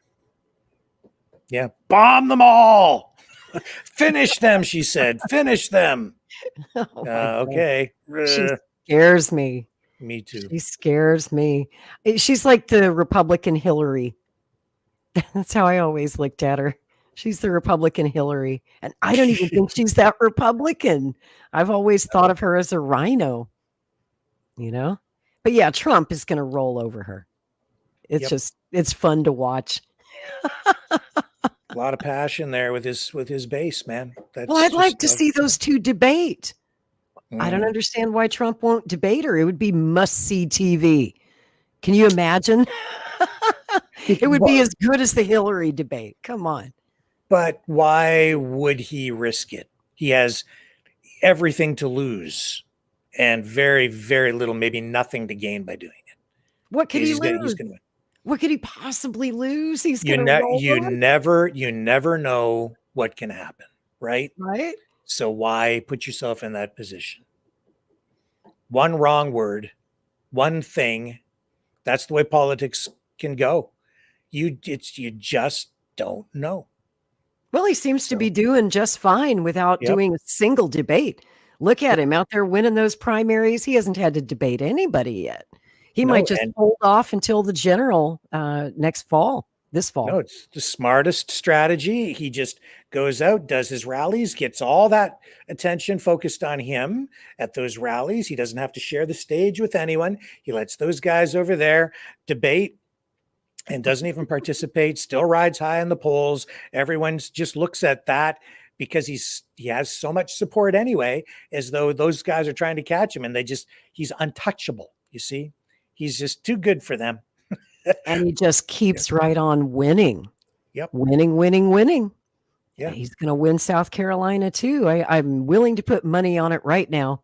He's going to have another huge win there. All of the red states, guaranteed Trump's going to take them. Yeah. He's certainly going to win my state, Oklahoma. He's going to win Texas. They're supposed to have a primary. I'm honestly disappointed, Rick, when challengers drop out early. I was sad to see Vivek and Ron DeSantis drop out so soon. I'm like, guys, we're just getting to the first primary. Even if the writing is on the wall and you're going to lose, I feel like, stick it out, fight it out. You know, don't give up so easily. Don't fold. But on the other hand, I will say it's working out in Mr. Kennedy's favor, because just over the past week since Vivek dropped out and Ron DeSantis dropped out, a lot of their supporters are coming over to Kennedy's side. So we're picking up some of those Republicans who just don't want to vote for Trump, and they really like Bobby and they like what he has to say. So it's working out pretty good for Mr. Kennedy. Yeah. It's just a personal thing for me as a student of politics. I always like to see a good fight in the primaries. It's boring to me when it's just a coronation of the candidate, you know. It was, you could see that the media was having has been having a difficult time with covering this because they're trying to find a story. It's like, They want it to be some sort of a competition, but it just isn't. It So just it's difficult isn't. to make it interesting. Oh, and it just galls them to say that Trump is winning and winning and winning again. For the media outlets like CNN and MSNBC, nights like this are so painful. Yeah. And I love it. I'm totally here for it. And I think it was CNN refused to carry his That's right. speech in So Iowa. did MSNBC. Yeah. Right. Both networks refused. Did you see Rachel Maddow? Yes. Yeah. That night when she was explaining why, and they do this every time he makes a major speech, and in this case, won a damned election. They wouldn't. That's the first time I can think of that they didn't carry the candidate's remarks after they won, but they refused. Crazy. What are they going to do if he becomes president again? Like, or just not going to cover the president? They did that. Yeah. Remember in 2020 when they didn't like what he was saying about COVID, or they didn't know what the hell was going to come out of his mouth next, so they just didn't run the speech. And then it was usually Rachel Maddow who would come out and give you some word salad explanation about journalistic integrity and blah blah blah blah blah. And we're not going to, put unsubstantiated conspiracy theories on our network. I don't know. Now that is censorship. That's just outright censorship. You can't censor the president of the United States, even if he is crazy as a shithouse rat. Sometimes they are. We've had a lot of crazy presidents in our time, but we didn't censor any of them until Donald Trump. I mean, they let George Bush talk all day, and he said some crazy shit. Remember the Bushisms? Oh yeah, yeah. It was entertaining. You got to let him speak uncensored. He's the president. The people put him there. I think being president has got to drive you insane, because you have to do insane things. You need to be insane to be in a position like that, because you literally wake up in the morning and say, go bomb that country, kill all those people. Well, is that sane? Right. And even if you're doing that in self-defense, you have to live with that after, right? How does somebody cope with that psychologically and maintain their sanity? I don't know how you do that. It takes a special kind of personality type to even want that job. Yeah. I've always thought you had to be kind of crazy to even want that job. And especially in these troubled times, as we're going into World War III, there are so many problems in our country. That's why I was shocked last year, Rick, when Bobby Kennedy decided to run. Mm-hmm. I wanted him to run 16 years ago. Hell, I was trying to draft him to run in 2008, but no, he didn't want to run then. He wants to run now. And I said, Bobby, are you crazy? Well, you got to be nuts to want this job, buddy. Right now, yeah. Yeah, that's a hell of a responsibility, hell of a load to carry. And I wouldn't wish it on anybody. And frankly, I'm surprised that Donald Trump wants to try again after all they put him through. Those 4 years in the White House, they made his life and his family's life a living hell every day. So I'm honestly surprised that he is trying for a third time. Yeah, and Scotty, I don't think the parents are lying. I want to talk to the parents. Get me a parent of a missing child. That's what I'm saying. I haven't been able to find one. I have somebody in Hawaii right now, and I'm trying to find a parent of a missing child. That's pretty fair. I'm not accusing anybody of lying. Produce a parent, even a brother, a sister, somebody. That's what I'm saying. So that's it. Well, it's just like, all these people who question October 7th and what happened there, right? Social media is full of people saying, show me the evidence that people were beheaded. Show me the evidence that women were raped. Show me the evidence that civilians died. Show me the evidence. Okay. So we're doing the same thing. Yeah. Show me the evidence. If you're going to claim that all these kids were abducted in Lahaina by the Jews, going to require a little evidence on that one. Or abducted by anybody. Just, Yeah. Can't be that hard to find a relative if there are thousands of them. And You would apparently think. Rick is sick, according to Van Moore. I don't know why, but okay, that's fine. No, you're not. You're just saying something that he doesn't want to hear. Yeah, I guess so. Oh, here it is here. AI special effects. Rick is truly. I don't know what that. Why? Why does that make me? It doesn't matter. It doesn't matter. Is that the Jewish space lasers or those AI special effects? I don't know. Or are they real? No, maybe I'm the special effect. Maybe I'm not real. Beam me up, Scotty. Yes. Beam me up, Help Scotty. me. Huh? I got to beam out myself. I Yeah, got to me go. too.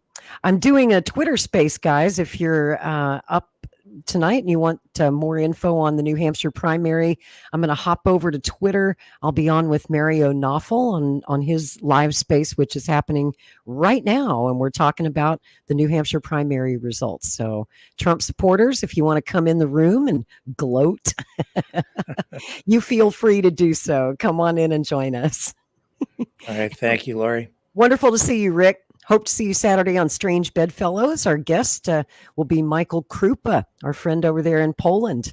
And we're going to talk about Polish politics, what's going on with Ukraine, and of course, Elon's visit to Auschwitz this week.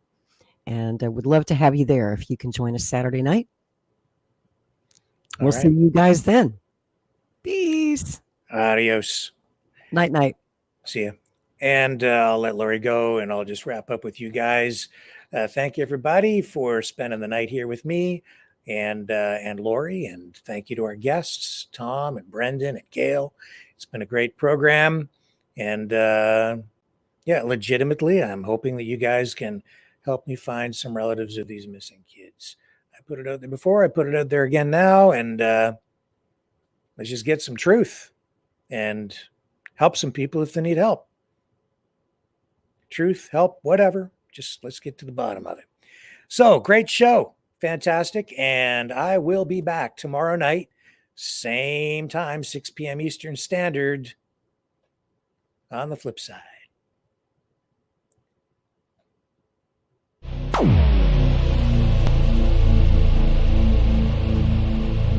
This has been a Maverick Multimedia production.